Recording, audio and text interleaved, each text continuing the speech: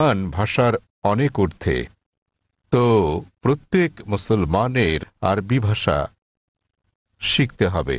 বিষয়টা আমার কাছে কিছুটা জোর জবরদস্তিমূলক মনে হয়েছে। কোরআন কি তাই বলে? আমার প্রশ্ন হচ্ছে, আমি একটি পোস্টারে দেখেছি যে বলা আছে সঙ্গীত এবং নৃত্য ইসলামে গ্রহণযোগ্য নয়। এটা কেন? আমার নাম নবীন, আমি টিসিএস এ কাজ করি। আহ, যখনই কোনো মুসলিম ধর্ম উপদেশ দেয়, তারা আল্লাহর নাম নিয়ে শুরু করে এবং মোহাম্মদের নামও বলে। তারা কেন যীশু খ্রিস্টের নাম বলে না, যিনি কিনা আল্লাহর একজন নবী ছিলেন? পিস টিভি, কেবল টিভি বা অন্যান্য স্থানীয় কেবল চ্যানেলে সম্প্রচার হয় না।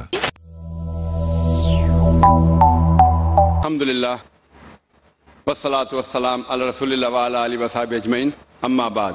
আউযু বিল্লাহি মিনাশ শাইতানির রাজীম, বিসমিল্লাহির রহমানির রহিম। ওয়া মান আহসানু ক্বাওলাম মিম্মান দাআ ইলাল্লাহি ওয়া আমিলা সলিহান ওয়া ক্বালা ইন্নানি মিনাল মুসলিমিন। রাব্বি ইশরাহ লি সাদরি ওয়া ইয়াসসির লি আমরি ওয়াহলুল উকদাতাম মিন লিসানি ইয়াফকাহু কাওলি। শ্রদ্ধেয় গুরুজনেরা এবং আমার প্রিয় ভাই বোনেরা, আমি আপনাদের স্বাগত জানাই ইসলামিক সম্ভাষণে। আসসালামু আলাইকুম ওয়া রাহমাতুল্লাহি ওয়া বারাকাতুহু। আল্লাহ সুবহানাহু ওয়া তাআলার দয়া, শান্তি ও রহমত আপনাদের সকলের উপর বর্ষিত হোক। আলহামদুলিল্লাহ, এটা আমার জন্য অত্যন্ত সম্মান এবং আনন্দের ব্যাপার যে চেন্নাইতে অনুষ্ঠানরত এই চতুর্থ শান্তি ইসলাম ধর্মীয় সম্মেলনে আসতে পেরে। আলহামদুলিল্লাহ, এটা আমার জন্য আরও সম্মানের দ্বিতীয় শেষ দিনের প্রশ্নোত্তর পর্ব পরিচালনা করতে পেরে। যেমনটা বলেছেন ভাই জাকির আহমেদ, যে আমরা অনুরোধ করব যদি কোনো অমুসলিম থেকে থাকেন তাদেরকে আগে প্রশ্ন করার সুযোগ দেওয়া হোক। মানুষ প্রায় অভিযোগ করে থাকেন আমার লেকচারের পরে প্রশ্নোত্তর পর্বের সময় কম থাকে বলে। এ কারণে আয়োজকরা আমরা যেটা করেছিলাম বোম্বেতে এই কয়েক মাস আগে, তারা একটা বিশেষ পর্বের ব্যবস্থা করেছেন শুধুমাত্র প্রশ্নোত্তরের জন্য। তাই আমরা প্রথমে অনুরোধ করব, এখানে যদি কোনো অমুসলিম থাকেন যারা প্রশ্ন করতে চান তাহলে তারা আগে সুযোগ পাবেন। যদি অমুসলিম কোনো প্রশ্ন করতে চান তারা যে কোনো প্রশ্ন করতে পারেন, ইসলাম ধর্ম নিয়ে বা হিন্দু ধর্ম বা খ্রিস্টান ধর্ম নিয়ে যে কোনো প্রশ্ন।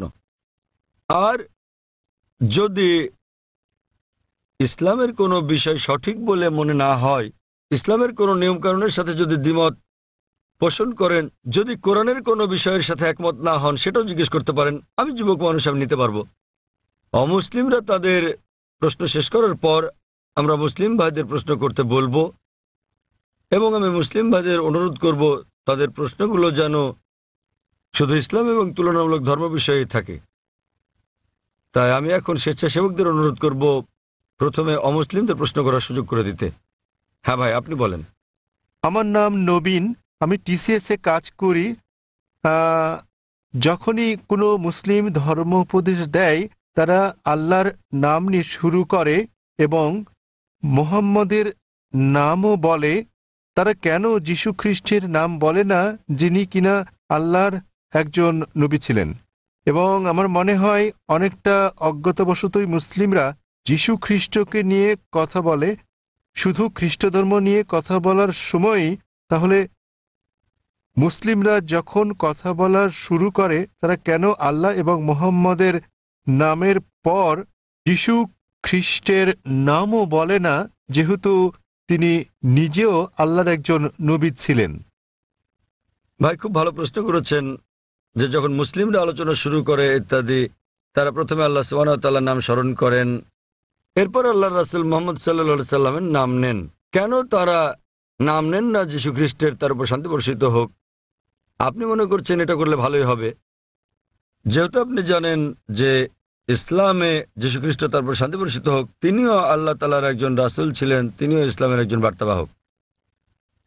আল্লাহ কোরআনে বলেছেন সূরা ফাতির অধ্যায় নম্বর 35 আয়াত নম্বর 24, এমন একটিও জাতি বা গোষ্ঠী নেই যাদের প্রতি আমি সতর্ককারী পাঠাইনি। আল্লাহ বলেন সূরা রাদ অধ্যায় 13 আয়াত নম্বর 7, এবং প্রত্যেক জাতির প্রতি আমি একজন সতর্ককারী, একজন পথপ্রদর্শক পাঠিয়েছি। নামানুসারে কোরআনে মাত্র 25 জন নবীর কথা উল্লেখ রয়েছে। কিন্তু আমাদের প্রিয় নবী মুহাম্মদ সাল্লাল্লাহু আলাইহি ওয়াসাল্লাম বলেছেন, সহিহ হাদিসের উল্লেখ আছে, এটা মিশকাত আল মাসাবিতে, যে আমাদের প্রিয় নবী বলেছেন যে 1,24,000 পয়গম্বর পাঠিয়েছেন আল্লাহ সুবহানাহু ওয়া তাআলা এই পৃথিবীর বুকে। কিন্তু কোরআনে কেবল 25 জনের নামই পাওয়া যায়, আদম, ইব্রাহিম, মুসা, যিশু, মুহাম্মদ, তাদের সকলের উপর শান্তি বর্ষিত হোক। তো ভাই, আমি যদি আপনার কথা মেনে নেই যে আমাদের নাম উল্লেখ করা উচিত সকল নবী রাসূলদের, তাহলে 1,24,000 নবী রাসূলগণের নাম নিতে না পারলেও অন্তত কোরআনে বর্ণিত 25 জনের সকলেরই নাম নিতে হবে। তাহলে ভেবে দেখেন প্রথম বাক্যটি কত বড় হয়ে যাবে। আপনি যেটা বুঝতে পারছেন না তা হলো, যে সকল নবী রাসূল নবী মুহাম্মদ সাল্লাল্লাহু আলাইহি ওয়াসাল্লামের আগে এসেছিলেন তাদের পাঠানো হয়েছিল শুধু তাদের লোকদের জন্য, শেষ সময়ের জন্য। উদাহরণস্বরূপ কোরআনে আছে, যীশু খ্রিস্ট তার উপর শান্তি বর্ষিত হোক, এটার উল্লেখ আছে সূরা সাফ অধ্যায় নম্বর 61 আয়াত নম্বর 6, যে তাকে পাঠানো হয়েছিল বনী ইসরাইলের জন্য একজন দূত হিসেবে।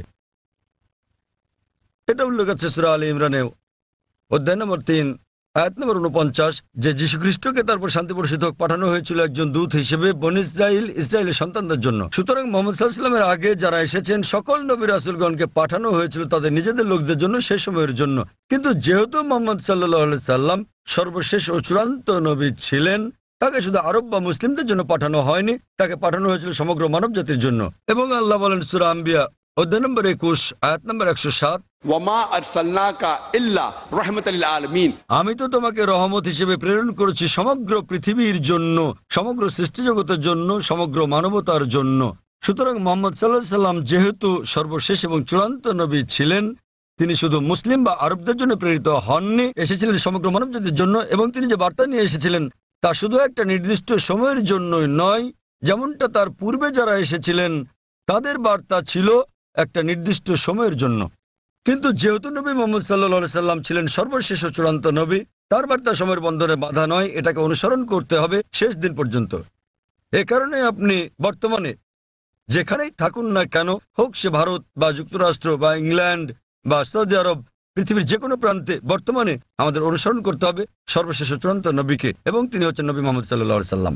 যদিও ইসলামে সকল নবী রাসূলকেই আমরা সম্মান করি এবং আমরা যীশু খ্রিস্টকেও সম্মান করি, আমরা তাকে ভালোবাসি, তাকে শ্রদ্ধা করি, কিন্তু যীশু খ্রিস্ট তার উপর শান্তি বর্ষিত হোক নিজেই বলেছেন, এটার উল্লেখ আছে গসপেল অফ জন অধ্যায় নম্বর 16 অনুচ্ছেদ নম্বর 12 থেকে 14, আমি তোমাদের অনেক কথা বলতে চাই, কিন্তু এখন তোমরা তা সহ্য করতে পারবে না, কারণ যখন সত্যের আত্মা আসবেন তিনি তোমাদের পথ দেখাবেন। তিনি নিজে থেকে কিছু বলবেন না, যা শুনবেন তাই বলবেন, তিনি আমাকে সম্মানিত করবেন। সুতরাং এখানে যীশু খ্রিস্ট তার উপর শান্তি বর্ষিত হোক ভবিষ্যৎবাণী করেছেন সর্বশেষ ও চূড়ান্ত নবী মুহাম্মদ সাল্লাল্লাহু আলাইহি সাল্লামের আগমনের। এই কারণে আমরা বিশ্বাস করি যে যীশু খ্রিস্ট তার উপর শান্তি বর্ষিত হোক এই পৃথিবীতে আবার প্রত্যাবর্তন করবেন, এবং খ্রিস্টানরাও এটা বিশ্বাস করে। তিনি যখন আসবেন তিনি নিজেও আনুগত্য করবেন আল্লাহ সুবহানাহু ওয়া তাআলার, এবং সর্বশেষ ও চূড়ান্ত নবী মুহাম্মদ সাল্লাল্লাহু আলাইহি সাল্লামের শিক্ষা মেনে চলবেন। তাই এটাই হচ্ছে কারণ যে যখন কোনো মুসলমান কোনো বক্তব্য শুরু করতে যায় অথবা শাহাদাত দেয়, প্রথমেই সে এক এবং একমাত্র আল্লাহ সুবহানাহু ওয়া তাআলার নাম স্মরণ করে, শুধু তিনি একমাত্র উপাসনার যোগ্য, আর কেউ নয়। এবং আমরা সর্বশেষ ও চূড়ান্ত নবী অর্থাৎ মুহাম্মদ সাল্লাল্লাহু আলাইহি ওয়াসাল্লামের উপর বিশ্বাস স্থাপন করি, কারণ তিনি এমন এক পয়গম্বর যার শিক্ষা দীক্ষা আজ অনুসরণযোগ্য। পূর্ববর্তী সকল নবী রাসূলগণ ছিলেন সময়ের গণ্ডিভুক্ত একটা নির্দিষ্ট সময়ের জন্য এবং একটা নির্দিষ্ট গোত্রের লোকদের জন্য।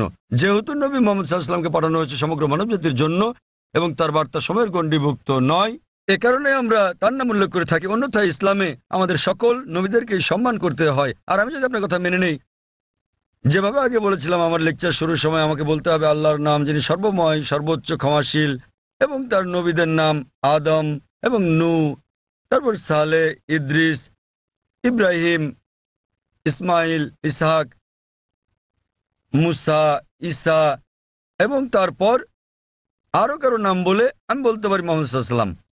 আমরা যখনই মুহাম্মদ সাল্লাল্লাহু আলাইহি ওয়াসাল্লামের নাম উল্লেখ করি অন্য সকল নবীরা হয়তো অন্তর্ভুক্ত হন, কেননা এই কিতাব পবিত্র কোরআন যা কিনা নাজিল হয়েছিল নবী মুহাম্মদ সাল্লাল্লাহু আলাইহি ওয়াসাল্লামের উপর, এখানে বলা আছে যে প্রত্যেক মুসলমানের দায়িত্ব আল্লাহ সুবহানাহু ওয়া তাআলার সকল নবী রাসূলগণকে সম্মান করা, এমনকি যদিও তাদের নাম পবিত্র কোরআনে উল্লেখ নাও থাকে।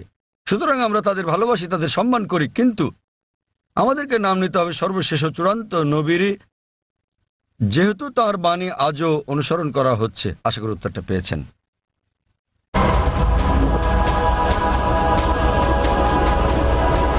এখানে কি কোনো অমুসলিম ভাই আছেন মাঝখানের মাইকে? তামিল? হ্যাঁ, কেউ কি উনার কথা অনুবাদ করে দিতে পারবেন? তিনি তামিল ভাষায় কিছু বলতে চাচ্ছেন। এখানে কোনো অনুবাদক আছেন? আমরা চাই উনার প্রশ্নটি যথাযথভাবে অনুবাদ করা হোক। তাকে তামিল ভাষাতেই প্রশ্নটি করতে দিন, অনুবাদক সেটাকে বাংলায় করবেন। எனது பெயர் அல்போன்ஸ். நான் கிறிஸ்தவ மதத்தை சார்ந்தவர். சென்னை பெரம்பூரிலிருந்து வருகிறேன். நான் இஸ்லாம் மதத்தினுடைய வீட்டிற்கு சென்று பீஸ் டிவி, தங்களது பீஸ் டிவியில் இஸ்லாம் மதத்தின் அனைத்து விஷயங்களையும் பார்ப்பேன். 7000 ரூபாய் கட்டினால் மட்டுமே பீஸ் டிவி சேனல் தெரியும் என்ற நிலைக்கு உள்ளது. ஆதலின் ஏன் இதை கேபிளில் ஒளிபரப்ப தங்கள் மதத்தை ஒளிபரப்பக்கூடாது என்று நினைக்கின்றேன். তার প্রশ্নটি হল পিস টিভির সম্প্রচার বিষয়ে।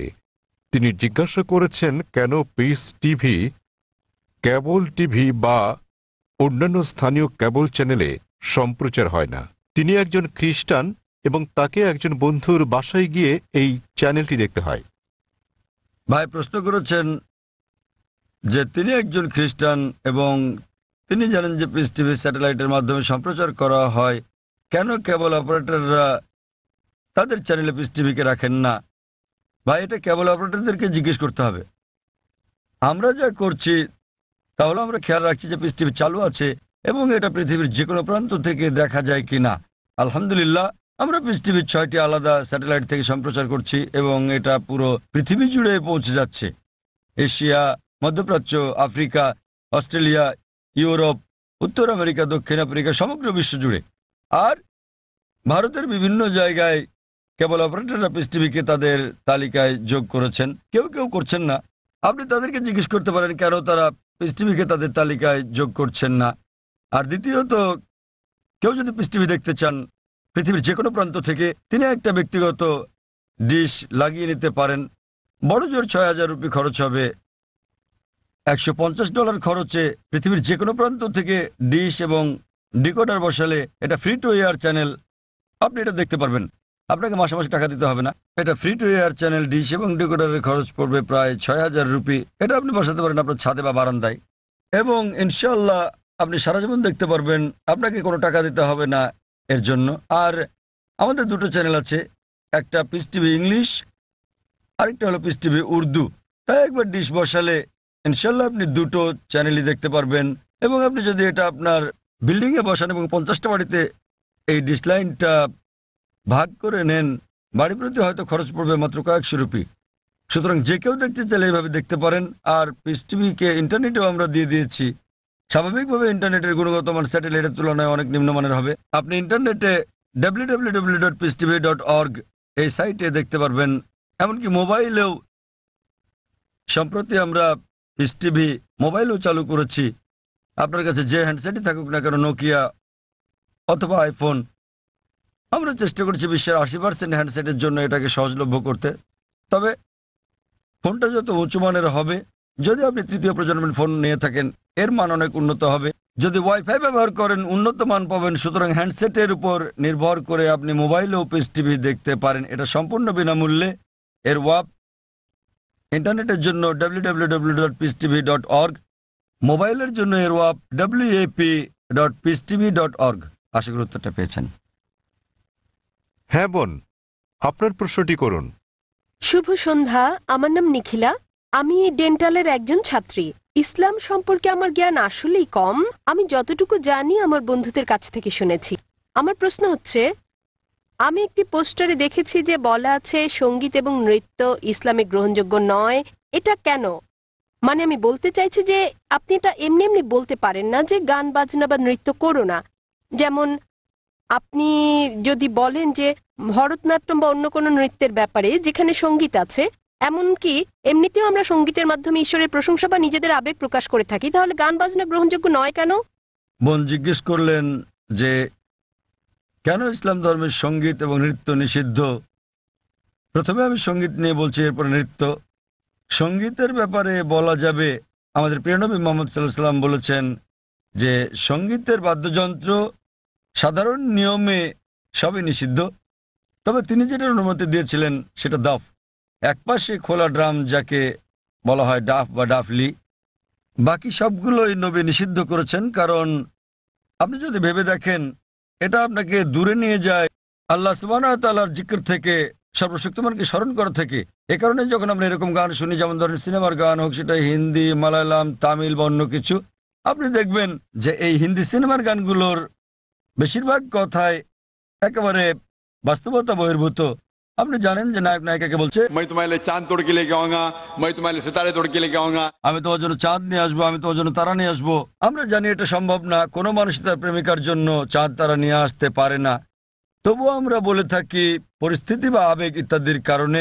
তো এই কারণে সাধারণ অনুশাসন হচ্ছে যে সঙ্গীত একজন মানুষকে আল্লাহ সুবহানাহু ওয়া তাআলার কাছ থেকে দূরে নিয়ে যায়। এ কারণে আমাদের প্রিয় নবী বাদ্যযন্ত্রকে নিষিদ্ধ করেছেন দাফ ছাড়া, অথবা সাধারণভাবে কণ্ঠস্বর।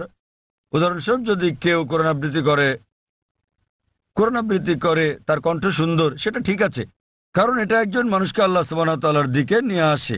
নেপথ্য বাদ্যযন্ত্রের আওয়াজ থাকলে যদি এটা একটা বিশেষ আবেগের সৃষ্টি করে, তাহলে গান গাওয়ার ক্ষেত্রে এটা হচ্ছে মুবাহ, ঐচ্ছিক, যতক্ষণ পর্যন্ত গানের কথাগুলো নিয়ে যাচ্ছে আল্লাহ সুবহানাহু ওয়া তাআলার দিকে।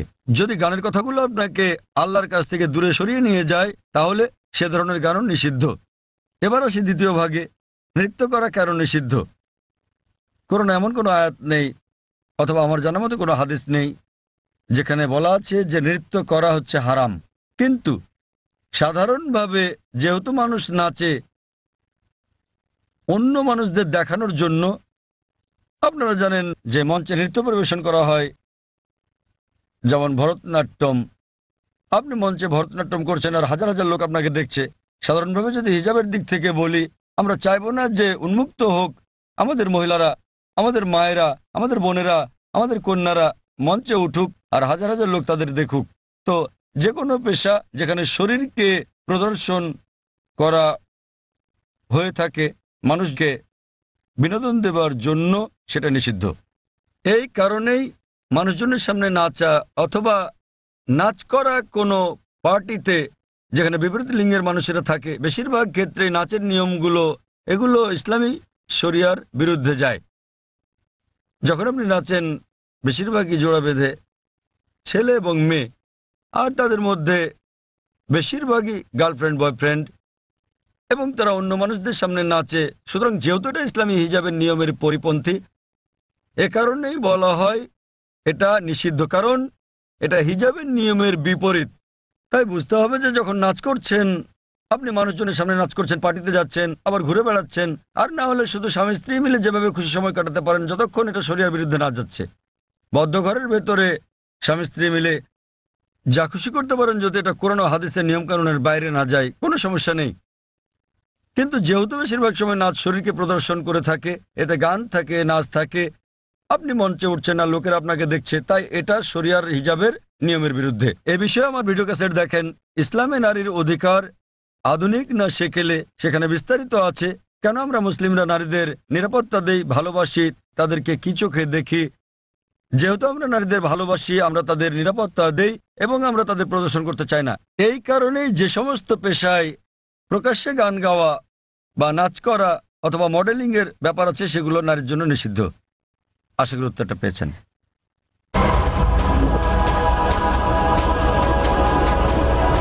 যদি কোনো অমুসলিম থাকেন, জাকির ভাই যেটা বলেছেন, যদি কোনো অমুসলিম কোনো প্রশ্ন করতে চান, নির্দ্বিধায় করতে পারেন।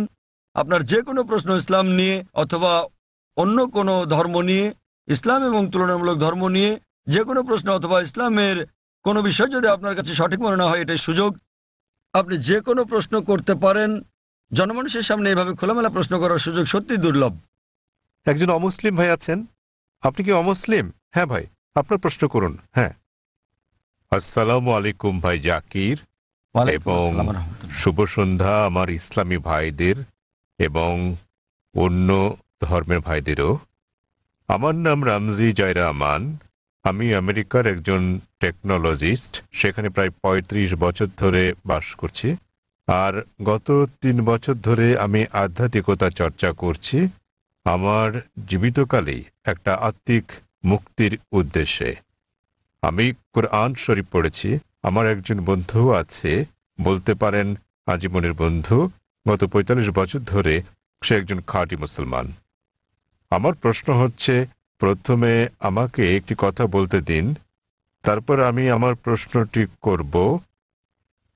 আমরা যখন কিছু বুঝতে চাই, হোক সেটি ধর্ম নিরপেক্ষ অথবা ধর্মীয়, আমরা বই পড়ে সেটি জানি, কিন্তু যখন আমরা বইটি পড়ি আমরা সেটা বুঝে বুঝেই পড়ি।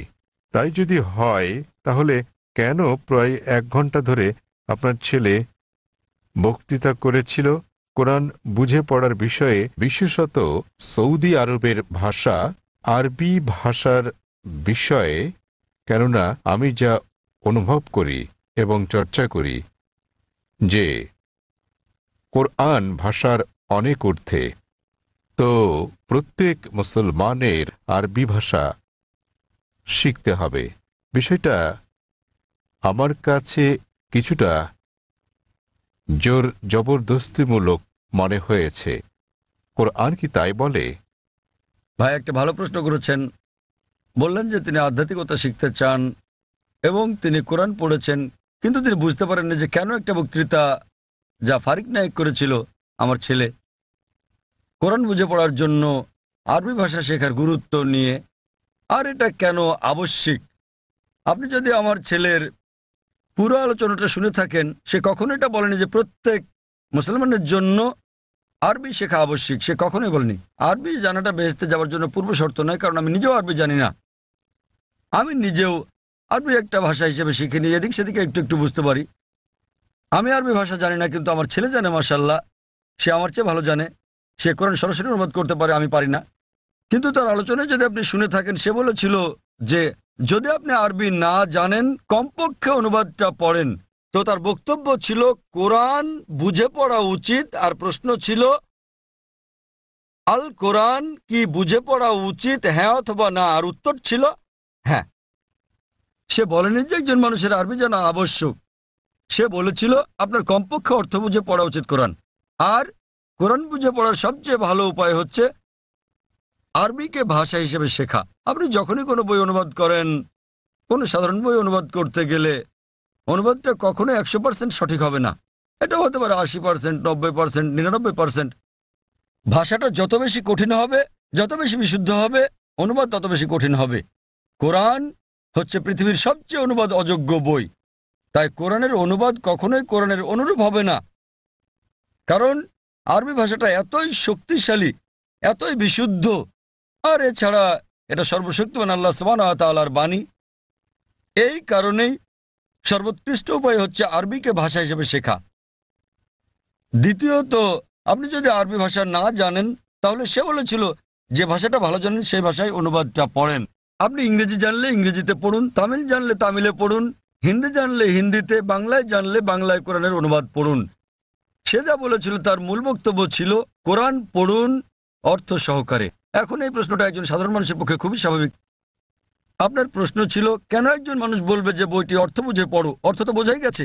যখনই কোনো বই পড়া হয় সেটি তো অর্থ বুঝেই পড়া উচিত। কিন্তু আপনি বুঝতে পারেননি যে মুসলিম সম্প্রদায়ের মধ্যে দুঃখজনকভাবে, যেমনটা আমার ছেলে বলেছে, যে শতকরা ৮০% বেশি মুসলমান আরব নন এবং তারা আরবি ভাষা জানেন না। এখানে নবীর একটা হাদিস আছে, তিনি বলেছেন যদি তোমরা কোরআন তিলাওয়াত করো তো সওয়াব পাবে। সেই কারণে বেশিরভাগ মুসলিম যখন কোরআন পড়ে তারা আরবিতেই পড়ে, কিন্তু তার অর্থটা বোঝে না। তাই এটা পৃথিবীর সবচেয়ে বেশিবার পড়া বই, কিন্তু একই সাথে অর্থ না বুঝে সবচেয়ে বেশিবার পড়া বই ওটি। তো আমার ছেলে বলেছিল আরবি অংশটা পড়ার পরে যা বেশিরভাগ অমুসলিমই বোঝেন না, অন্তত সেই অংশের অনুবাদটা পড়েন সেই ভাষায়, যে ভাষাটা আপনি ভালো বোঝেন। সে জোর দিচ্ছিল যে কোরআন নির্দেশনামূলক গ্রন্থ, এটি সর্বশক্তিমান আল্লাহর গ্রন্থ। সে সকল মুসলমানকে অনুরোধ করেছে যে আরবিটা পড়ার পাশাপাশি অনুবাদটাও পড়েন, যার স্থান দ্বিতীয়। কিন্তু সবচেয়ে ভালো আরবিক একটি ভাষা হিসেবে শেখা। কেননা আপনি যদি আরবি জানেন এবং শুদ্ধ ভাষা জানেন, যা আমরা আমাদের স্কুলে শেখাই, ইসলামিক ইন্টারন্যাশনাল স্কুল বোম্বে এবং ইসলামিক ইন্টারন্যাশনাল স্কুল চেন্নাইতে, তাহলে সংযোগ সূত্র পেয়ে যাবেন এবং কোরআনের অর্থ বোঝাটা আরো ভালোভাবে হবে। আশা করি উত্তরটা পেয়েছেন। ধন্যবাদ। সেখানে কি কোনো অমুসলিম ভাই আছেন? হ্যাঁ হ্যাঁ ভাই, আপনার প্রশ্নটি করুন। শুভ সন্ধ্যা ডাক্তার সাহেব, আমি রাজা, একজন নির্বাহী অফিসার, চেন্নাই থেকে এসেছি। প্রশ্ন করার আগে আমি একটি উদাহরণ দেব, তারপর আমি আমার প্রশ্নটি করব। বিজ্ঞানীরা অনেক ধরনের জিনিস আবিষ্কার করেছেন মানব জাতির জন্য। উদাহরণস্বরূপ বলা যায়, আলেকজান্ডার গ্রাহাম বেল টেলিফোন আবিষ্কার করেছেন, কিন্তু আলেকজান্ডার গ্রাহাম বেলের সময় ফোন ছিল অন্য রকম। কিন্তু এখন আমাদের এই আধুনিক 24 শতকে আমরা ব্যবহার করছি মোবাইল, ইমেইল পাঠাচ্ছি, ইন্টারনেট, ফ্রিল্যান্স, ছবি, সারা বিশ্ব জুড়েই। আমি যা বলতে চাইছি, মানুষ যাই সৃষ্টি করেছে তার কিছু অংশের পরিবর্তন হতে পারে, কিন্তু একটা ব্যাপার আমি বুঝি, তা হলো যদিও আমি একজন আধ্যাত্মিক মানুষ, তো এই সাপ্তাহিক চক্র অর্থাৎ সপ্তাহের 7 দিন, এটা সারা বিশ্বেই একই নিয়মে পালন করা হয়। হোক এটা ভারতে, আফগানিস্তানে, অথবা হতে পারে জার্মানি, ইউরোপ, মধ্যপ্রাচ্য, আফ্রিকা, যেখানেই হোক না কেন, প্রায় 600 কোটি মানুষ এই সাপ্তাহিক চক্রকে অনুসরণ করে, অর্থাৎ 7 দিন, রবিবার থেকে শনিবার। আমার মনে হয় ডাক্তার সাহেব, এই 7 দিনের সাপ্তাহিক চক্র কোনো মানুষের দ্বারা তৈরি হয়নি। আমি বুঝতে পেরেছি এই সাপ্তাহিক চক্র তৈরি হয়েছে সর্বশক্তিমান সৃষ্টিকর্তার হাতেই।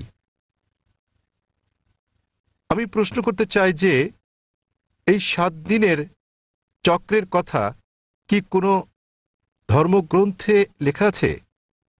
আর সাথে আরেকটি প্রশ্ন, সেটি হলো যে আল কোরআনে কি সৃষ্টির কোনো নিয়মের উল্লেখ আছে কিনা? এইটুকুই। ভাই একটা প্রশ্ন করলেন যে মানুষ যখন কোনো কিছু আবিষ্কার করে, উদাহরণ হিসেবে আলেকজান্ডার গ্রাহাম বেলের টেলিফোন আবিষ্কারের কথা বলেছেন, কিন্তু সময়ের সাথে সাথে এটা বদলাতে থাকে, আর এখন আমরা মোবাইল ফোন ব্যবহার করছি যা অনেকটাই ভিন্ন। এগুলো মানুষের সৃষ্টি, কিন্তু এই সাপ্তাহিক চক্র সারা পৃথিবীতে অনুসরণ করা হয়। এটা সর্বশক্তিমান আল্লাহর সৃষ্টি, সর্বশক্তিমান আল্লাহর সৃষ্টি, সেজন্য এটা সমগ্র পৃথিবীতে অনুসরণ করা হয়। তিনি জানতে চান যে এই পৃথিবীর এই আবিষ্কারের কথা কোরআনে অথবা আগের ধর্মগ্রন্থগুলোতে উল্লেখ আছে কি না।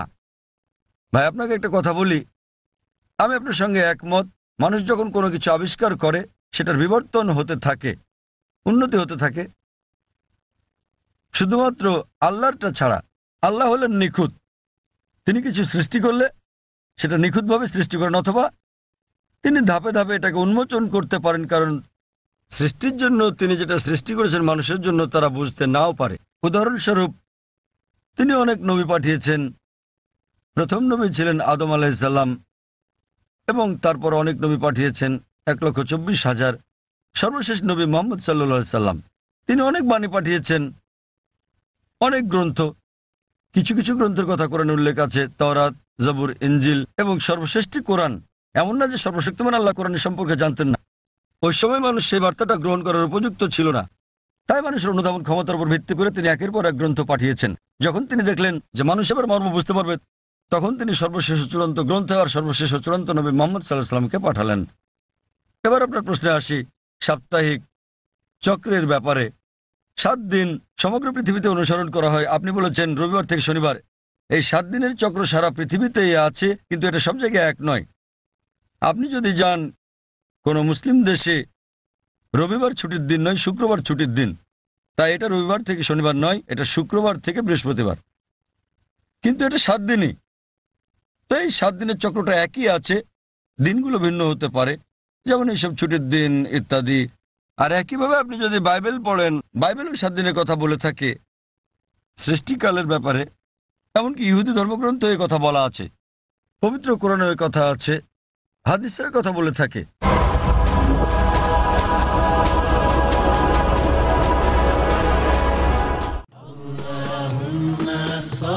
নবীজি মুহাম্মদ সাল্লাল্লাহু আলাইহি ওয়াসাল্লামের মণিমুক্তা। আয়েশা রাদিয়াল্লাহু আনহা থেকে বর্ণিত, রাসূলুল্লাহ সাল্লাল্লাহু আলাইহি ওয়াসাল্লাম বলেন, হে আয়েশা, নিশ্চয়ই আল্লাহ সহনশীল, আর তিনি প্রত্যেক কাজে সহনশীলতা পছন্দ করেন। সহিহ বুখারী 9ম খণ্ড অনুচ্ছেদ 4 হাদিস নম্বর 6927।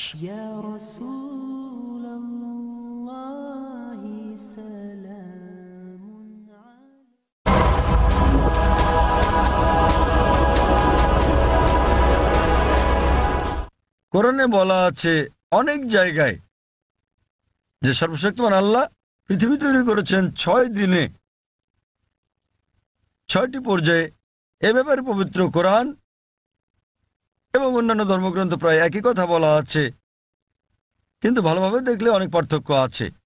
কোরআন যেভাবে বলেছে তা অনেক বেশি বিজ্ঞানসম্মত। অন্যান্য ধর্মগ্রন্থের কথা অতটা বিজ্ঞানসম্মত নাও হতে পারে। উদাহরণস্বরূপ বাইবেলেও এই ব্রহ্মাণ্ডের সৃষ্টি বিষয়ে বলা আছে।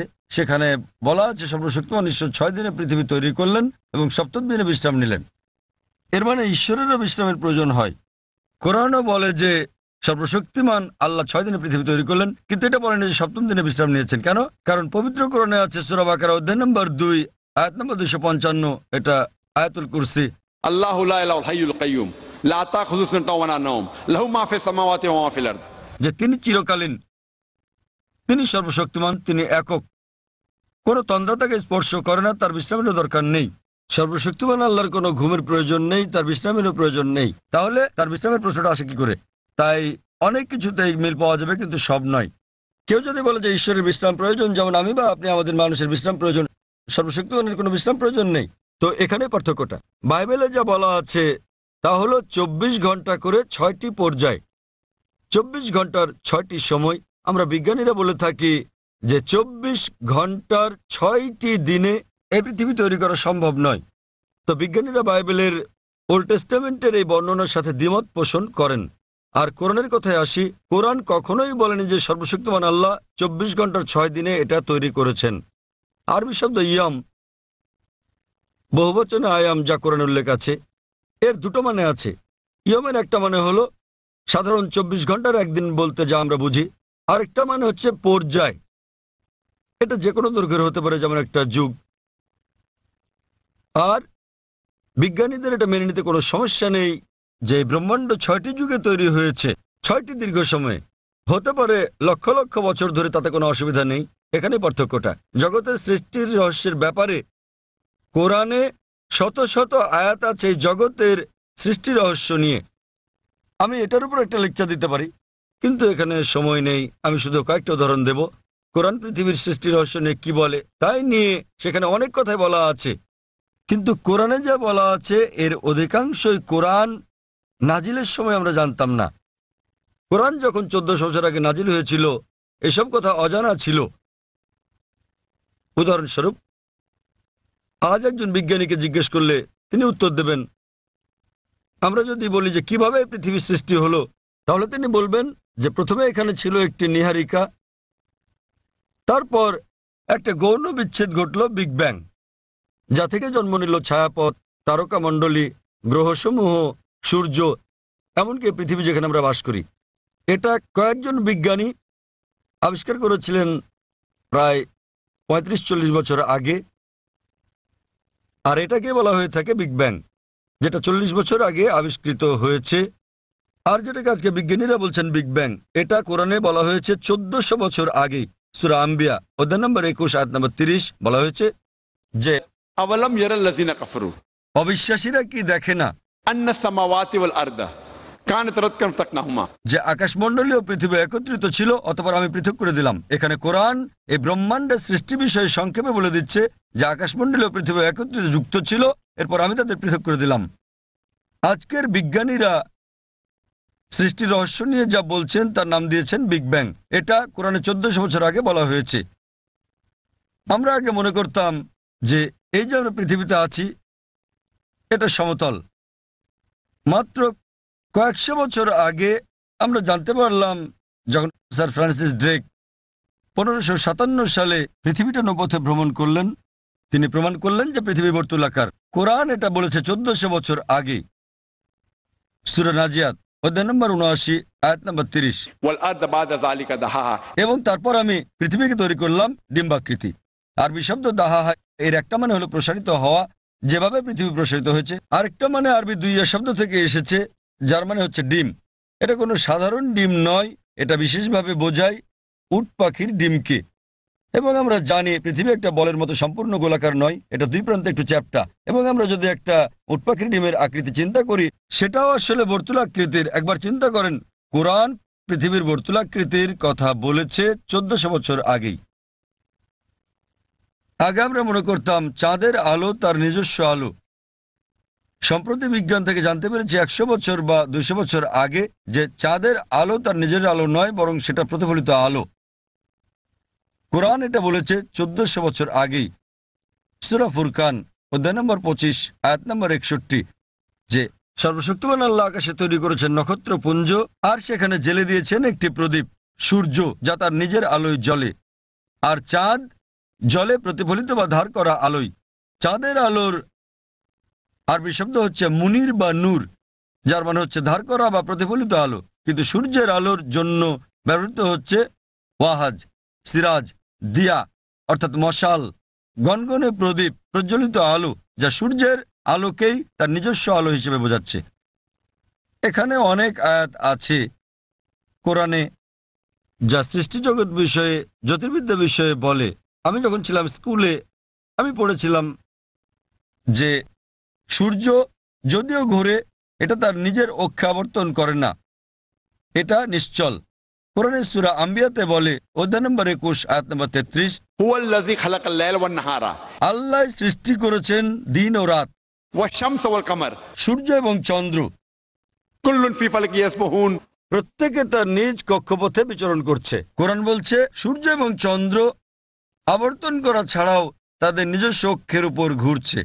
আর আজ বিজ্ঞানের এত উন্নতির পরে আমরা জানি যে আমরা একটা টেবিলের উপর যদি সূর্যের ছায়া দেখি, তাহলে আমরা দেখতে পাবো যে সূর্যের গায়ে কালো দাগ রয়েছে, এবং এই কালো দাগগুলো প্রায় 25 দিনে একবার সম্পূর্ণ আবর্তন করে, যা দিয়ে বোঝায় সূর্য প্রায় 25 দিনে একবার আবর্তন করে।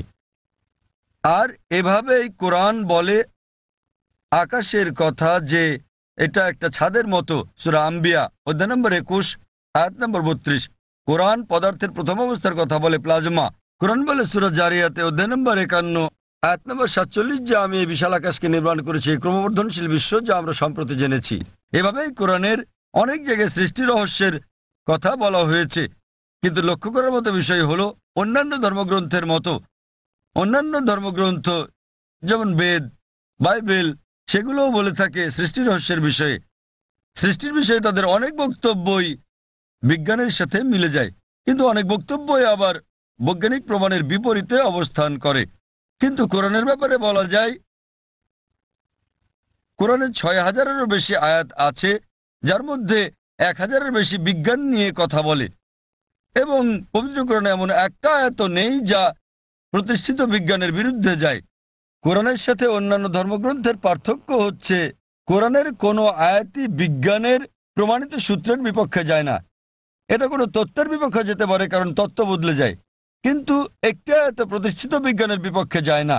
এই কারণেই কোরআন একটি অনন্য গ্রন্থ। আর বলা যায় এটি সর্বশক্তিমান আল্লাহর একমাত্র আসমানি কিতাব, একমাত্র ধর্মগ্রন্থ যা তার প্রকৃত রূপে এখন পর্যন্ত অবিকৃত আছে। এই কারণেই আপনি যদি সমস্ত ধর্মগ্রন্থগুলোকে বিজ্ঞান দিয়ে পরীক্ষা করেন, সবগুলোই ফেল করবে কোরআন ছাড়া। আর কোরআন হলো এই পৃথিবীর বুকে একমাত্র ধর্মগ্রন্থ যা বিজ্ঞানের পরীক্ষায় পাশ করবে। আশা করি উত্তরটা পেয়েছেন। হ্যাঁ, আমাদের বোনদের কাছ থেকে কোনো প্রশ্ন আছে কি? কোনো অমুসলিম বোন আছেন? জি আছে। হ্যাঁ বোন, আপনি আপনার প্রশ্নটি করুন। আবারও শুভ সন্ধ্যা।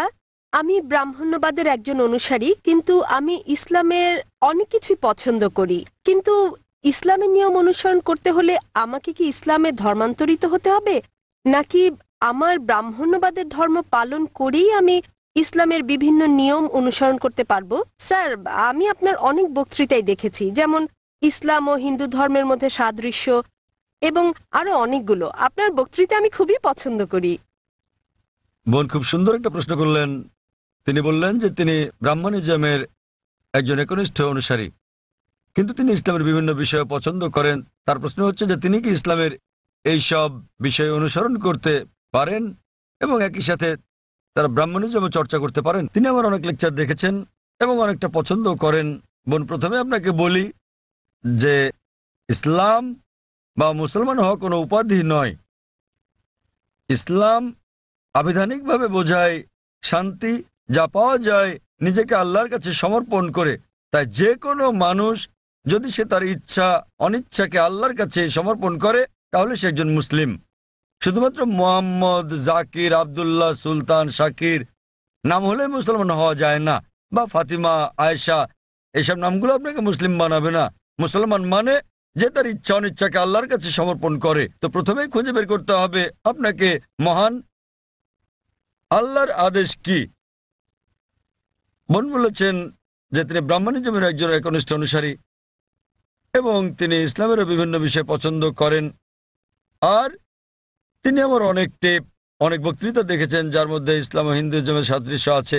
যদি এটা দেখে থাকেন তাহলে উত্তর দেওয়াটা আমার জন্য সহজ হবে, আপনার পক্ষে বোঝাটাও সুবিধা হবে। আপনি যদি দেখে থাকেন আমার হিন্দুইজম ইসলামের সাদৃশ্য নিয়ে বক্তৃতা, যেটা আমি বোধহয় প্রথম শান্তি সম্মেলন চেন্নাইয়ে দিয়েছিলাম, ইসলাম ও হিন্দু ধর্মের মধ্যে সাদৃশ্য। বোন, আপনি যদি ভেবে দেখেন, এমনকি যদি হিন্দু ধর্মের বইগুলোও পড়ে থাকেন, হিন্দু ধর্মগ্রন্থগুলো বলে যে নিজের ইচ্ছাকে ঈশ্বরের কাছে সমর্পণ করবেন।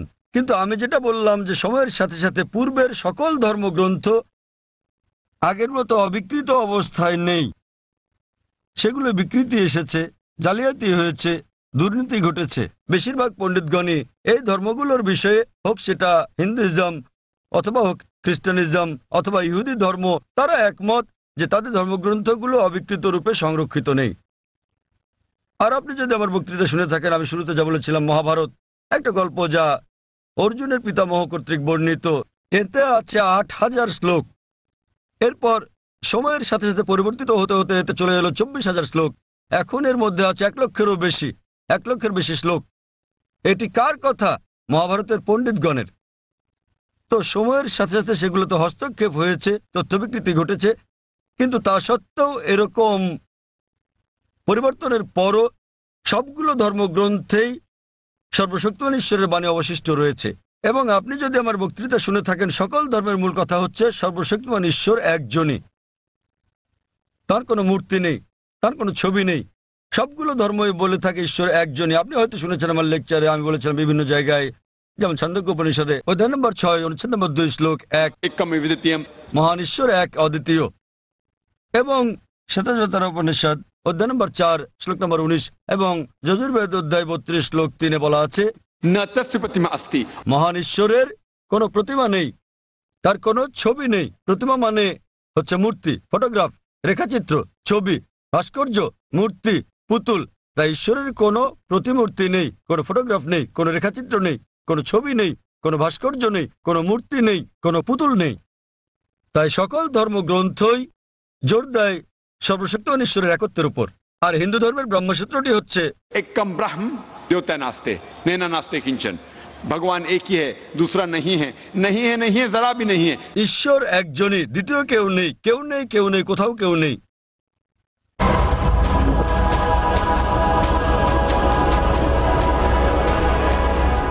এবার আসি মূল প্রশ্নে, যা হলো একজন কট্টর ব্রাহ্মণ হয়েও আপনি ইসলামের শিক্ষা অনুসরণ করতে পারবেন কিনা।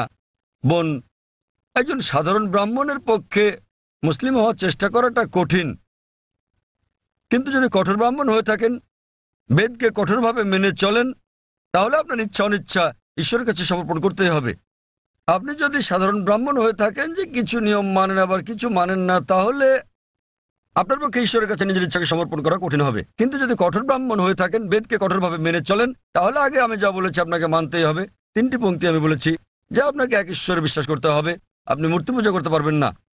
আপনাকে বিশ্বাস করতে হবে যে ঈশ্বর এক, তার কোনো প্রতিচ্ছবি নেই, কোনো ফটোগ্রাফ নেই, কোনো মূর্তি নেই, এবং যদি আপনার ধর্মগ্রন্থগুলো পড়ে থাকেন সেগুলোতে সর্বশেষ এবং চূড়ান্ত নবী মোহাম্মদ সাল্লাল্লাহু সাল্লামের আগমনের কথা উল্লেখ করা হয়েছে। আর আপনি যদি আমার বক্তৃতা ইসলাম ও হিন্দু ধর্মের মধ্যে সাদৃশ্য আর হিন্দু ধর্মে মোহাম্মদ সাল্লাল্লাহু সাল্লাম এই দুটো দেখে থাকেন, আমি বিস্তারিত আলোচনা করেছি যে নবী মোহাম্মদ সাল্লাল্লাহু সাল্লামের কথা আপনাদের ধর্মগ্রন্থে আছে, তাই যদি আপনি খাঁটি ব্রাহ্মণ হয়ে থাকেন তাহলে আপনার এটা বিশ্বাস না করার কোনো সুযোগ নেই যে ঈশ্বর এক, তার কোনো চিত্র নেই, কোনো মূর্তি নেই, এবং আপনাকে এটা বিশ্বাস করতে হবে যে মহান ঈশ্বরের সর্বশেষ দূত, সর্বশেষ বার্তাবাহক কল্কি অবতার হচ্ছেন নবী মোহাম্মদ সাল্লাল্লাহু সাল্লাম। কিন্তু যখন আপনার ধর্মগ্রন্থ বলে যে আপনাকে কল্কি অবতার চূড়ান্ত দূতকে অনুসরণ করতে হবে, তো যখন আপনি এই দূত নবী মোহাম্মদ সাল্লাল্লাহু আলাইহি ওয়াসাল্লামের বাণীগুলো পড়বেন তখন আপনি দেখবেন যে এই কথাগুলো আপনার ধর্মগ্রন্থগুলোতে যা লেখা আছে তার সাথে মিলে যাচ্ছে। আবার একই সাথে দেখবেন এটা আপনার ধর্মগ্রন্থের অনেক কথার বিরুদ্ধে যাচ্ছে। তো এখন আমরা মনে করি যে কোরআন সর্বশক্তিমান আল্লাহর শেষ ও চূড়ান্ত নির্দেশনা যা নাজিল করা হয়েছিল সর্বশেষ ও চূড়ান্ত নবী মোহাম্মদ সাল্লাল্লাহু আলাইহি সাল্লামের উপরে। এই কোরআন হলো ফোরকান, এটা হলো ন্যায় এবং অন্যায়ের পার্থক্যকারী। তাই কোরআনের সাথে যা যা মিলে যায় সেটা যদি বাইবেলে উল্লেখ থাকে অথবা থাকে বেদে অথবা মহাভারতে অথবা রামায়ণে, নিশ্চিতভাবে আপনি ধরে নিতে পারেন যে তা হয়েছে সর্বশক্তিমান ঈশ্বরের ইচ্ছা ও আদেশ অনুসারেই। যদি সেটা বিরুদ্ধে যায় আপনাকে মানতে হবে যে এটা হচ্ছে সর্বশক্তিমান ঈশ্বরের ইচ্ছা ও আদেশের বিপরীত। তাই আপনি যদি একনিষ্ঠ ব্রাহ্মণ হন, ব্রাহ্মণিজম চর্চা করে থাকেন, আপনাকে এক ঈশ্বরে বিশ্বাস করতে হবে, মূর্তি পূজার বিরোধিতা করতে হবে। আর আপনি যদি আমার সেই বক্তৃতা ইসলাম ও হিন্দু ধর্মের সাদৃশ্য শুনে থাকেন, সেখানে যা বলা হয়েছে আপনি যদি কমপক্ষে ইনশাআল্লাহ এগুলো আপনাকে জান্নাতে নেওয়ার জন্য যথেষ্ট হবে ইনশাআল্লাহ। তাই আপনি যদি আমার বক্তৃতা ইসলাম ও হিন্দু ধর্মের মধ্যে সাদৃশ্য শুনে থাকেন, সর্বশক্তিমান ঈশ্বরের একত্ববাদ সম্বন্ধে, নবী মোহাম্মদ সাল্লাল্লাহু আলাইহি সাল্লাম সম্বন্ধে, কিভাবে সালাত আদায় করা যায়, মদ খাওয়া যাবে না, শুকরের মাংস খাওয়া যাবে না, যা কোরআনের সাথে সাথে আপনাদের ধর্মগ্রন্থ বলা আছে, আপনাদের বেদে শালীনতার বিষয়ে বলা আছে যে মহিলাদের নিজেদের আবৃত রাখা উচিত, যা কোরআনেও বলা আছে। তাই আমার সেই বক্তৃতায় যা যা আমি বলেছি আরো অনেক বিষয় আছে, কিন্তু আপনি যদি শুধু এই বিষয়গুলো ভালোভাবে অনুসরণ করেন বোন, ইনশাল্লাহ ইনশাল্লাহ এগুলো আপনাকে এই পরীক্ষায় পাশ করিয়ে দেওয়ার জন্য যথেষ্ট।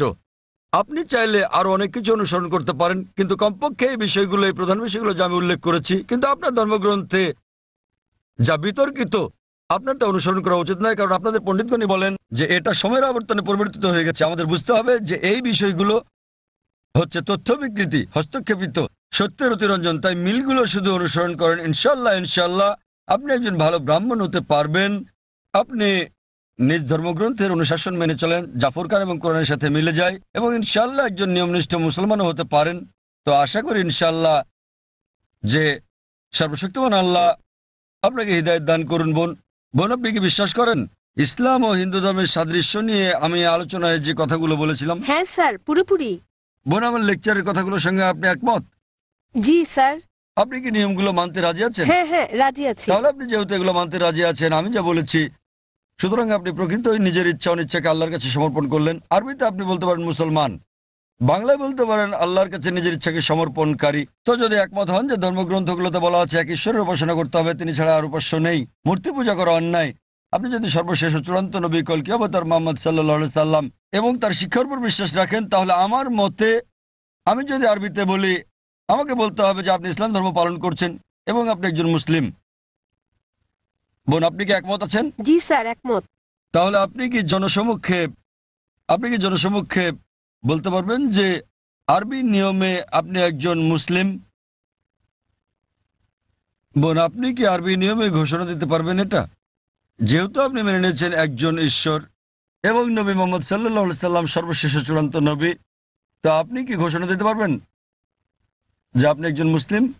আমি বলছি না যে আমি একজন মুসলিম, যদিও আপনি যা বলেছেন আমি তার সাথে একমত। এখন আপনি যদি মেনে নেন যে ঈশ্বর একজন এবং তার কোনো মূর্তি বা ছবি নেই এবং একমাত্র তারই উপাসনা করতে হবে, আর আপনি যদি মেনে নেন যে নবী মুহাম্মদ সাল্লাল্লাহু আলাইহি সাল্লাম আল্লাহ প্রেরিত দূত, এই দুটোই যথেষ্ট আপনাকে ইসলাম ধর্মের জগতে নিয়ে আসার জন্য, আপনি পাশ করেছেন।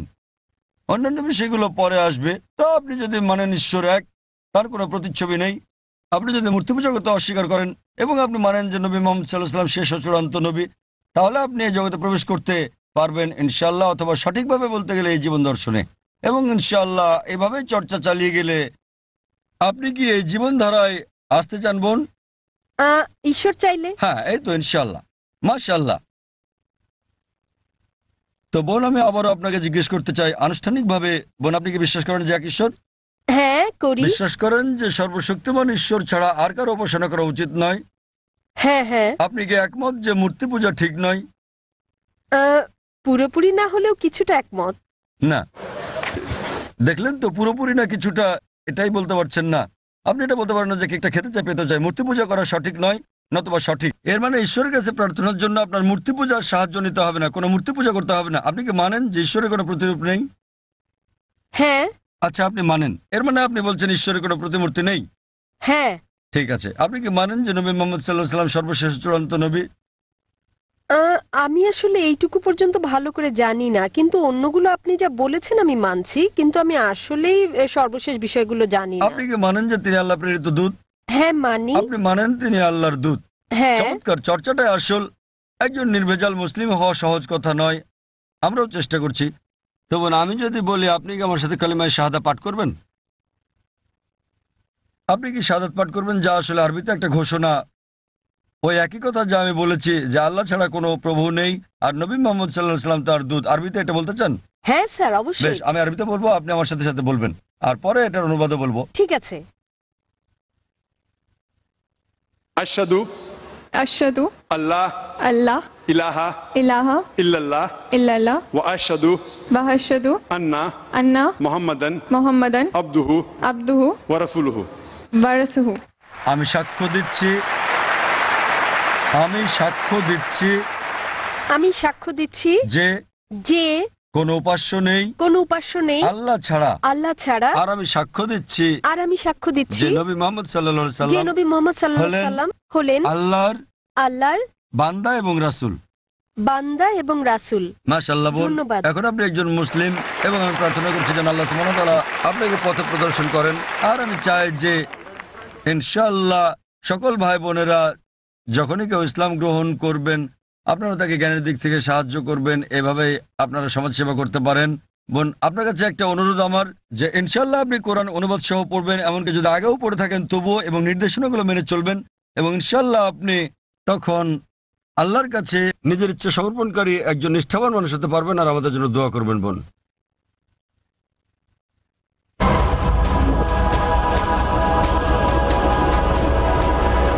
কোনো অমুসলিম ভাই আছেন? হ্যাঁ, ঠিক আছে। আমার নাম বালা। এমনিতে আমি একজন সাধারণ ইঞ্জিনিয়ার।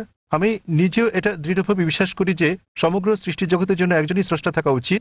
কিন্তু আমার প্রশ্নটা হচ্ছে, সৃষ্টি নিজেই, ধরুন যে এই পৃথিবী স্রষ্টা নন, কি নিজে নিজেকে ধ্বংস করতে পারে? স্রষ্টা কি জগতের ধ্বংস সম্বন্ধে কিছু বলেছেন? ভাই একটা প্রশ্ন করলেন যে তিনি একমত স্রষ্টা একজনই এবং এই বিশ্বব্রহ্মাণ্ড সবকিছু তিনি সৃষ্টি করেছেন। এই স্রষ্টা কি নিজে পৃথিবী ধ্বংস করতে পারেন? এর কোনো উল্লেখ আছে কি না? আপনি যদি কোরআন পড়েন, যা সৃষ্টিকর্তা আল্লাহ সুবহানাহু ওয়া তাআলার সর্বশেষ চূড়ান্ত বার্তা, এটা বলা আছে যে তিনি এই ব্রহ্মাণ্ড তৈরি করেছেন এবং তিনি একদিন এটা ধ্বংস করে দেবেন, এটা বলা আছে। এবং যখন এটা ধ্বংস করবেন তিনি নতুন আরেকটা সৃষ্টি করবেন।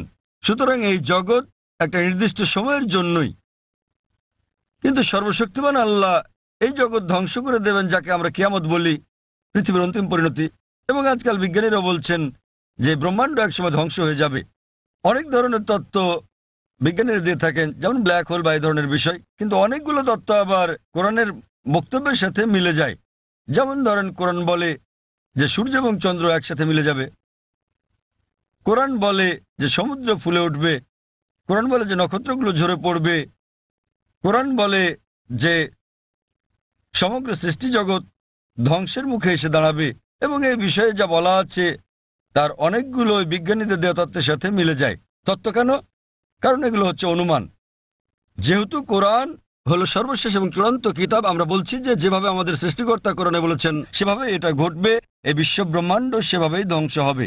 এটা ধ্বংস হওয়ার পর সবকিছু পুনরুত্থিত হবে, আল্লাহ একটা নতুন জগৎ তৈরি করবেন।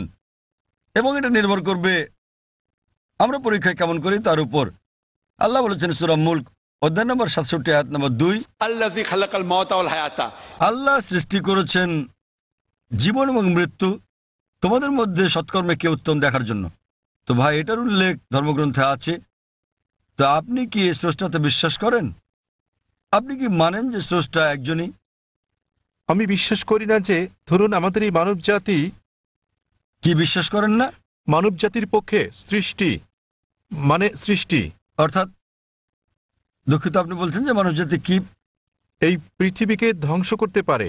তো ভাই বলছেন যে মানবজাতি এই পৃথিবীকে ধ্বংস করতে পারে। হ্যাঁ, তারা আসলে সেটাই। সেটা কি আমি বলতে চাইছি, আপনি মনে করেন মানবজাতি এই সৃষ্টিকে ধ্বংস করতে পারে? হ্যাঁ। ভাই বলছেন যে তিনি মনে করেন মানবজাতি পারে এই সৃষ্টিকে ধ্বংস করতে। তারা চেষ্টা করতে পারে কিন্তু সফলতা পাবে না। তারা চেষ্টা করতে পারে কিন্তু তারা সফল হতে পারবে না। তারা সফল হতে পারে শুধুমাত্র আল্লাহ সুবহানাহু ওয়া তাআলা চাইলেই। এমনিতে আমরা যেটা বুঝি যে বিজ্ঞানীরা বলে থাকেন সৃষ্টি হচ্ছে দুই প্রকারের। একটা হলো একটা কিছু থেকে অন্য আরেকটা কিছু তৈরি করা, যা আমরা মানুষেরা করে থাকি। যেমন একটা গাছ, সেটা আমরা কাটি, কেটে কাঠ বের করি, তারপর চেয়ার টেবিল বানাই। এটা হচ্ছে কোনো কিছু থেকে কোনো কিছু সৃষ্টি, যা করতে পারে মানুষও এবং সর্বশক্তিমান আল্লাহ। কিন্তু অন্য ধরনের সৃষ্টিটা হচ্ছে শূন্য থেকে কোনো কিছু তৈরি করা, যা মানুষ কখনোই করতে পারবে না। শুধু আমাদের ঈশ্বরই করতে পারেন, শুধু আল্লাহই করতে পারেন। তাই আরবিতে খালাকা শব্দের দুটো মানে আছে। একটা মানে হলো কোনো কিছু থেকে আরেকটা কিছু তৈরি করা, এবং খালাকা শব্দের অন্য মানেটা হচ্ছে শূন্য থেকে কিছু তৈরি করা। এবং সর্বশক্তিমান এই চ্যালেঞ্জটাই দিচ্ছেন সূরা তুরে অধ্যায় নম্বর 52 আয়াত নম্বর 35। তোমরা কি শূন্য থেকে কিছু তৈরি করতে পারো? উত্তর হচ্ছে না। একইভাবে আপনি যখন বলছেন যে আপনি ধ্বংস করছেন, আপনি গাছটিকে ধ্বংস করছেন, গাছটি চেয়ার টেবিলে রূপান্তরিত হলো, তো আপনি এটাকে নিশ্চিহ্ন করতে পারছেন না। শক্তি তার রূপ পরিবর্তন করে, বিজ্ঞানীরা তাই বলেন। তাই মানুষ এই ধরনের সৃষ্টি শুধু ঘটাতে পারে। আমরা ইট বানাতে পারি, বাড়ি বানাতে পারি, আবার সেটা ধ্বংস করতে পারি, কিন্তু অন্য কিছু তো রূপ নেবে। শুধু আল্লাহ সুবহানাহু ওয়া তাআলাই শূন্য অবস্থা থেকে অন্য কিছু তৈরি করতে পারেন, এবং তিনি সম্পূর্ণভাবে নিশ্চিহ্ন করতে পারেন, যা আমরা পারি না। আপনি চেষ্টা করতে পারেন, বলতে পারেন পারমাণবিক অস্ত্র দিয়ে ধ্বংস করতে পারি। আপনি সম্পূর্ণ ধ্বংস করতে পারবেন না, এটা একেবারে অসম্ভব। এটা শুধুমাত্র আমাদের স্রষ্টা সর্বশক্তিমান আল্লাহ করতে পারেন, আমরা পারি না। এ কারণে পবিত্র কোরআন বলে যে স্রষ্টা এই জগৎ তৈরি করেছেন এবং তিনি এটি ধ্বংস করে আরেকটি নতুন জগৎ তৈরি করবেন। আশা করি উত্তরটা পেয়েছেন। এবারের প্রশ্ন বোনদের দিক থেকে। ওখানে কোনো অমুসলিম বোন আছেন? আসসালামু আলাইকুম। এই প্রশ্নটা আসলে একজন অমুসলিম ভাইয়ের পক্ষ থেকে এসেছে। তার নাম স্বামীনাথন। তিনি তথ্য প্রযুক্তির ওপর ব্যাচেলর ডিগ্রি করেছেন। তার প্রশ্নটি হল, ইসলাম কেন সমালোচনার ব্যাপারে এতটা স্পর্শকাতর, আর কেন সালমান রুশদি বা ইউরোপীয় কার্টুনিস্টকে মৃত্যু পরোয়ানা দেয়া হয়? সহজ ভাষায় বলতে গেলে ফতোয়া। আর একটু ভালোভাবে কি প্রতিক্রিয়া দেখানো সম্ভব নয়?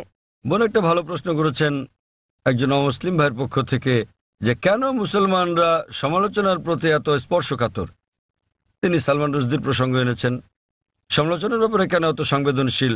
বোন, প্রতিটি মানুষই সংবেদনশীল।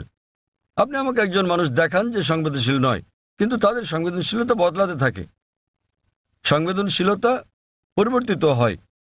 কিছু নির্দিষ্ট ব্যাপারে আমরা সংবেদনশীল, কিছু ব্যাপারে তা নই। তাই প্রতিটি মানুষের ক্ষেত্রে এটা পরিবর্তিত হয়।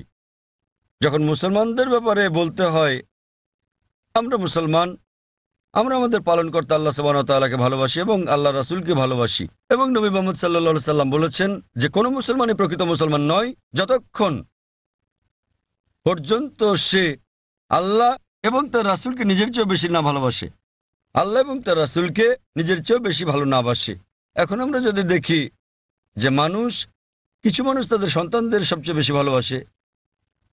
একটা গবেষণায় দেখা গেছে যে বানরেরা তাদের সন্তানদের খুব ভালোবাসে। তো একটা বানরকে একটা কুয়ার মধ্যে রাখা হলো তার বাচ্চার সাথে, তারপর পানি ঢালা হলো, কুয়ার ভেতর পানি বাড়তে লাগলো। তখন বানরটা তার বাচ্চাটাকে কোলে তুলে নিল। পানি বাড়তে থাকলে সে তার বাচ্চাটাকে বাঁচাতে চেষ্টা করছিল। যখন সে আর বাঁচাতে পারল না, সে নিজে বাচ্চা ফেলে লাফ দিয়ে বেরিয়ে এলো। তাহলে তারা তাদের বাচ্চাকে অনেক বেশি ভালোবাসে, কিন্তু নিজের জীবনের চেয়ে বেশি নয়। এ কারণে এই বাচ্চাটাকে নিয়ে আসতে না পেরে সে নিজে লাফ দিয়ে বেরিয়ে চলে এলো। এটা একটা পরীক্ষা মাত্র। একইভাবে মানুষও তার বাচ্চাকে ভালোবাসে, নিজেকে ভালোবাসে, ঠিক আছে। কিন্তু যখন মুসলমানদের প্রসঙ্গ আসে, আমরা আল্লাহ এবং তার রাসূলকে নিজের চেয়ে বেশি ভালোবাসি। উদাহরণস্বরূপ আপনি যদি আমাকে অপমান করেন, আমি এটা পছন্দ করব না, কিন্তু কিছু মনেও করব না। আমি পছন্দ করব না, কিছু মনেও করব না, ঠিক আছে, সমস্যা নেই। কিন্তু আপনি যদি আল্লাহ এবং তার রাসূলকে অবমাননা করেন, আমি বেশি কষ্ট পাব। এটা সংবেদনশীলতা নয়, এটার কারণ হচ্ছে তারা আমার খুব কাছের। সুতরাং মুসলমানদের কাছে আল্লাহ এবং তার রাসূল খুবই ঘনিষ্ঠ, এমনকি আমাদের সন্তানদের চেয়েও ঘনিষ্ঠ, স্ত্রীর চেয়েও ঘনিষ্ঠ, স্বামীর চেয়েও ঘনিষ্ঠ, নিজের জীবনের চেয়েও ঘনিষ্ঠ। তো এ কারণে আমি বলবো যে আপনি একটু অন্যভাবে প্রশ্নটা করতে পারতেন যে কেন মুসলমানরা আল্লাহ এবং তার রাসূলকে এত বেশি ভালোবাসে। আপনি আমাকে একজন মানুষ দেখান, আপনি যদি তাকে অপমান করেন ঠিক আছে, কিন্তু তার মাকে অপমান করলে সে রেগে যাবে। যদি কারো মাকে নিয়ে বাজে কথা বলেন, সে অবশ্যই রেগে যাবে। তো আমরা আমাদের আল্লাহ এবং রাসূলকে আমাদের মায়ের চেয়ে বেশি ভালোবাসি। এই ব্যাপারগুলোর উপর ভিত্তি করে মুসলমানেরা বোঝাতে চান যে যখন সালমান রুশদি ব্র্যাকেটে একজন তথাকথিত মুসলিম পরিবারে জন্ম, যখন তিনি বই লেখেন, মিথ্যে সমালোচনা করেন শুধু কিছু বুঝতে পারছেন কিছু টাকার জন্য, সে কারণে তখন মুসলমানরা তার তীব্র প্রতিবাদ করে। আপনি বলছেন প্রতিবাদ করার আর কোনো ভালো উপায় ছিল কিনা? আমিও মনে করি মুসলমানদের প্রতিবাদের সবগুলো উপায় সঠিক ছিল না। অনেক সময় জানমালের ক্ষতি হয়েছে, যা আমিও সমর্থন করি না, কিন্তু তারা সংবেদনশীল, যেহেতু এটার সাথে আমাদের পালনকর্তা আল্লাহ সুবহানাহু ওয়া তাআলা এবং তার দূত জড়িত। কিন্তু আমাদের খারাপ লাগা উচিত, কিন্তু তাদের কেউ কেউ অতি প্রতিক্রিয়াশীল, কেউ কেউ আবার প্রতিবাদ করেছেন সহিংস উপায়ে, যেটা করা উচিত নয়। কেউ কেউ শান্তিপূর্ণ করা ঠিক আছে, প্রতিবাদ করা উত্তম। আর আপনি হয়তো আমার একটা আলোচনা ধর্মীয় মৌলবাদ কি মত প্রকাশের অধিকারের জন্য বাধাস্বরূপ শুনে থাকবেন। আমি বিস্তারিত বলেছি সালমান রুশদি কি করেছেন আর তিনি কিভাবে বইটি লিখেছেন।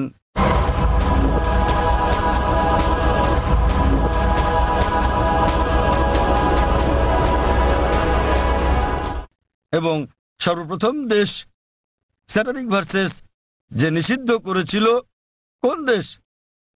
ইন্ডিয়া।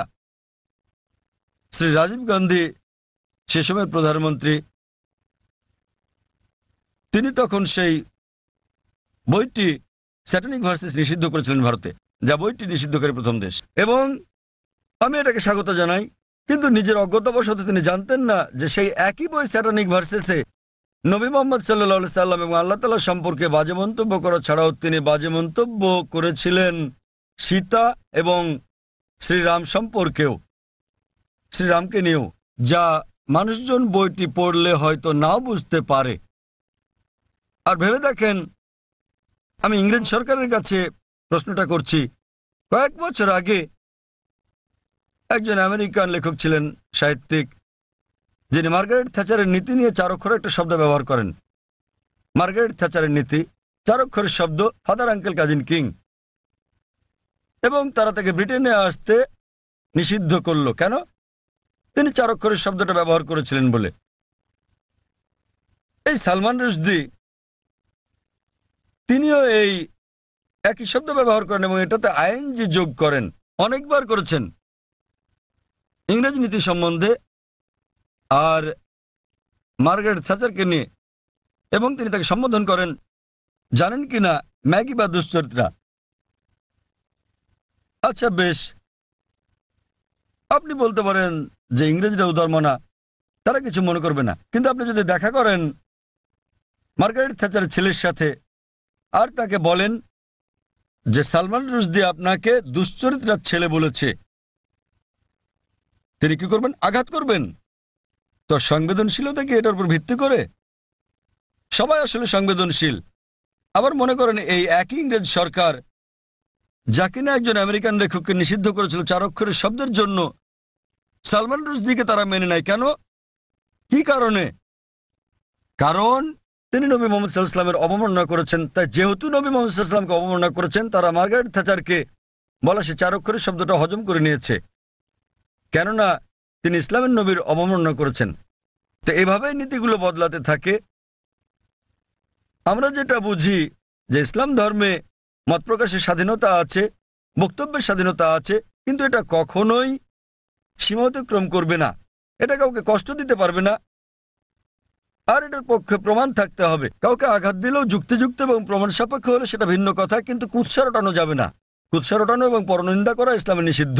তো এর উপর ভিত্তি করে মুসলমানরা, যেহেতু সালমান রুশদি, যেহেতু সে আমাদের নবী মুহাম্মদ সাল্লাল্লাহু আলাইহি ওয়াসাল্লামকে অবমাননা করেছে এবং কুৎসা রটিয়েছে, এই কারণেই মুসলমানদের খারাপ লেগেছে এবং তারা রাগান্বিত হয়েছে, আর এটা আমি সমর্থন করি। এবং আমরা যদি বিশ্লেষণ করি, অধিকাংশ ধর্মেই ধর্মকে অবমাননা করার শাস্তি খুব কঠিন। আপনি যদি পড়েন বাইবেল, যদি আপনি হিন্দু ধর্মগ্রন্থগুলো পড়েন, কোরআন শরীফ যদি পড়েন, আর এটাকে ধর্মের অবমাননা বলে জানি, এ কারণে মুসলমানরা এত রাগান্বিত। আর আমরা সংবেদনশীল, কারণ এটা এমন একটা কিছুর বিপক্ষে যা আমরা আমাদের জীবনের চেয়ে বেশি ভালোবাসি। আশা করি উত্তরটা পেয়েছেন। হ্যাঁ, আমি কি কোনো অমুসলিম কোনো ভাইয়ের কাছ থেকে কোনো প্রশ্ন নিতে পারি? ওখানে কোনো অমুসলিম ভাই আছেন? ঠিক আছে ভাই, আপনার প্রশ্নটি করুন। আমি নেলসন ম্যান্ডেলা, একজন মেডিকেল এক্সিকিউটিভ হিসেবে কাজ করছি। আমি অনেক জায়গায় লেখা দেখেছি যে শান্তি হলো ইসলাম। এটা ভালো কথা, তা সেটা যে যাই মনে করুক না কেন, অমুসলিমদের মধ্যে, খ্রিস্টান লোকদের মধ্যে, হিন্দু লোকদের মধ্যে একটা ভুল ধারণা আছে যে, এমনকি মুসলমানদের মধ্যে এটা আছে যে মুসলমান হওয়া মানে উদ্ধত। এটা কেন হবে? আবার একজন মানুষ হিসেবে আমি ঈশ্বরে বিশ্বাস করি, একক ঈশ্বরে। এমনকি আমি যিশুও বলি না। আমি কি ঈশ্বরের দূতের উপর বিশ্বাস না রেখেও ইসলাম ধর্মে নিজেকে দীক্ষিত করতে পারি? দয়া করে আগে শুনুন, দূত বা নবীকে না মেনে কি আমি সেটা করতে পারি? এই অবস্থায় আমি যদি নিজেকে ধর্মান্তরিত করি, সবাই আমাকে যে নামে চেনে, নেলসন ম্যান্ডেলা, ধর্মান্তরিত হলেও আমি কি এই নামটা রাখতে পারবো? ভাই দুটো প্রশ্ন করেছেন। ওনার প্রথম প্রশ্নটা হচ্ছে যে কেন অমুসলিমরা ধরে নেয় যে মুসলিমরা, আপনারা জানেন যে তারা ইসলামের অনুসারী, ইসলাম মানে হলো শান্তি, কেন তারা ধরে নেয় যে মুসলিমরা উদ্ধত? ভাই আমি আপনার সঙ্গে একমত যে অধিকাংশ অমুসলিমই মনে করে যে মুসলিমরা উদ্ধত, সহিংস ইত্যাদি। ভাই এর কারণটা হলো মিডিয়া। মিডিয়া সেভাবেই মুসলিমদেরকে তুলে ধরে। আপনি আজকে দেখেন যে কোনো সন্ত্রাসী হামলা হলেই সাথে সাথে তারা মুসলিমদের দায়ী করে, সব সময়, ঠিক বা ঠিক যাই হোক না কেন। ওকলাহোমা বোমা হামলা যুক্তরাষ্ট্রে, যাতে প্রায় 166 জন মানুষ মারা গিয়েছিল, এটা ছিল আমেরিকার মাটিতে সবচেয়ে বড় বোমা হামলা। দিনের পর দিন এটাকে বলা হলো মধ্যপ্রাচ্য ষড়যন্ত্র, এতে মুসলিমরা জড়িত। পরবর্তী সময়ে তারা জানতে পারল যে এতে জড়িত ছিল 2 জন মার্কিন সৈন্য,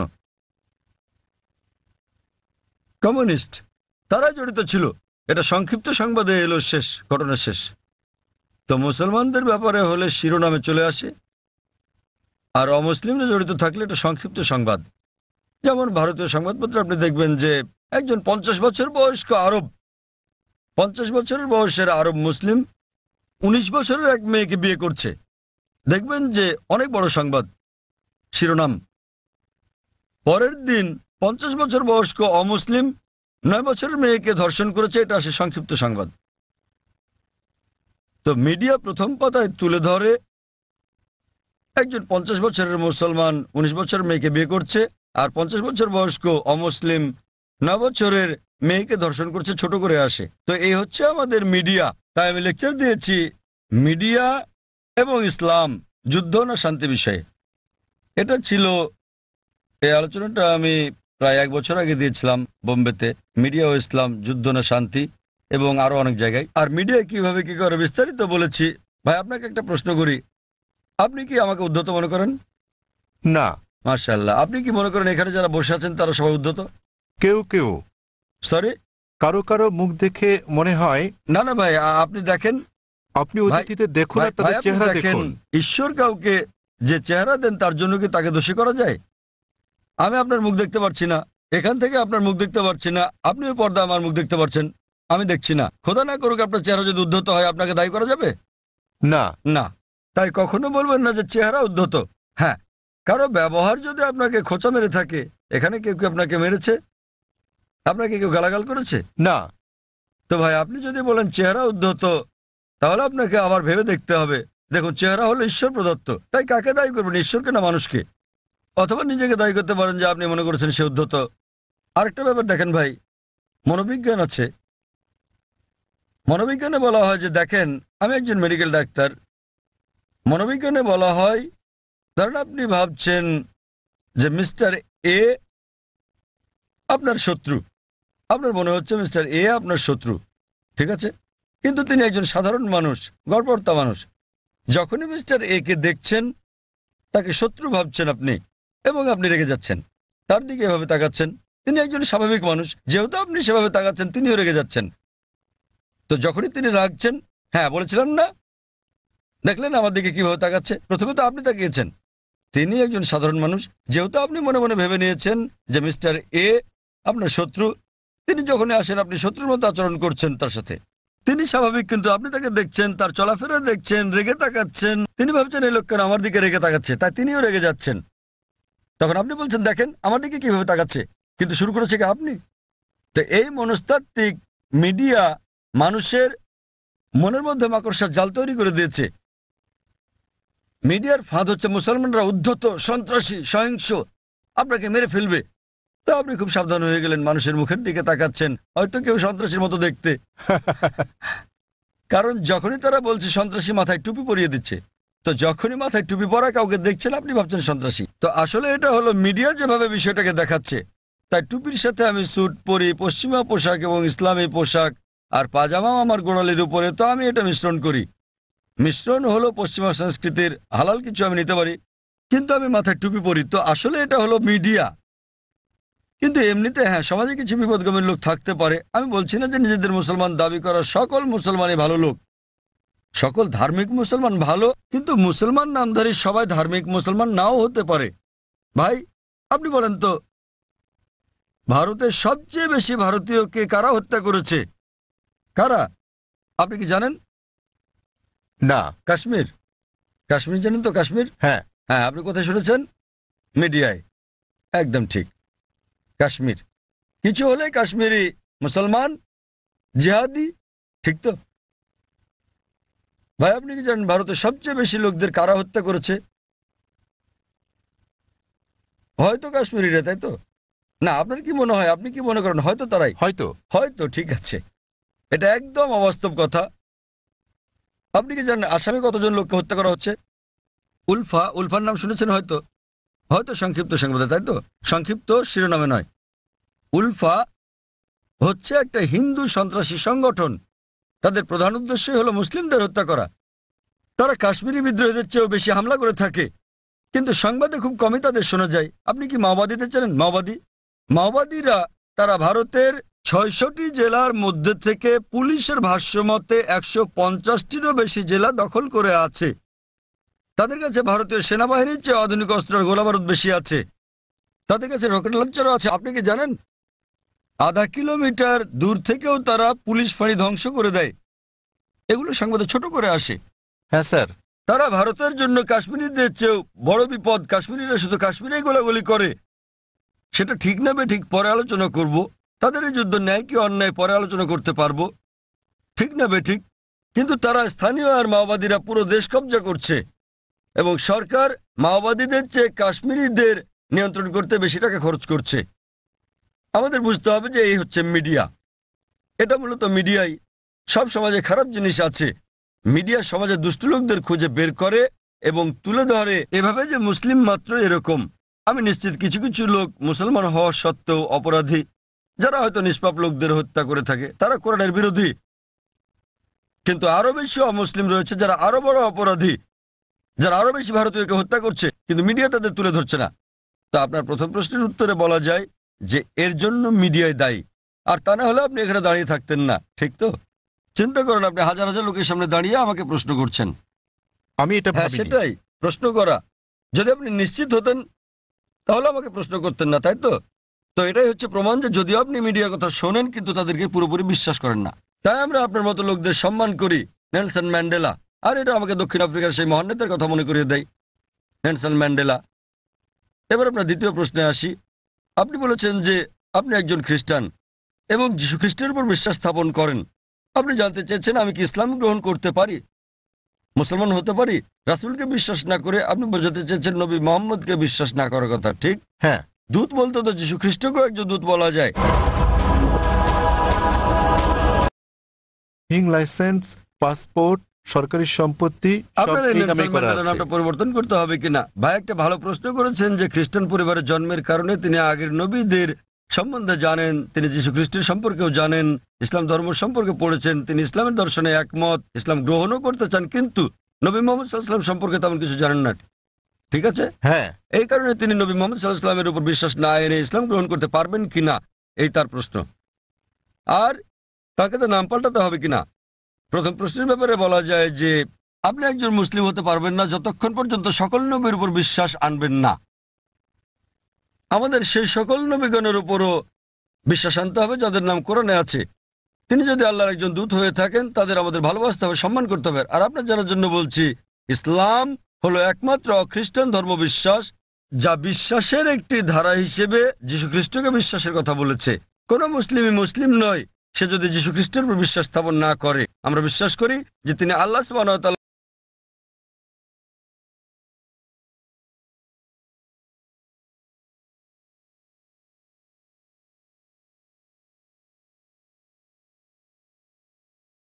আল্লাহর সবচেয়ে প্রভাবশালী নবীগণের একজন।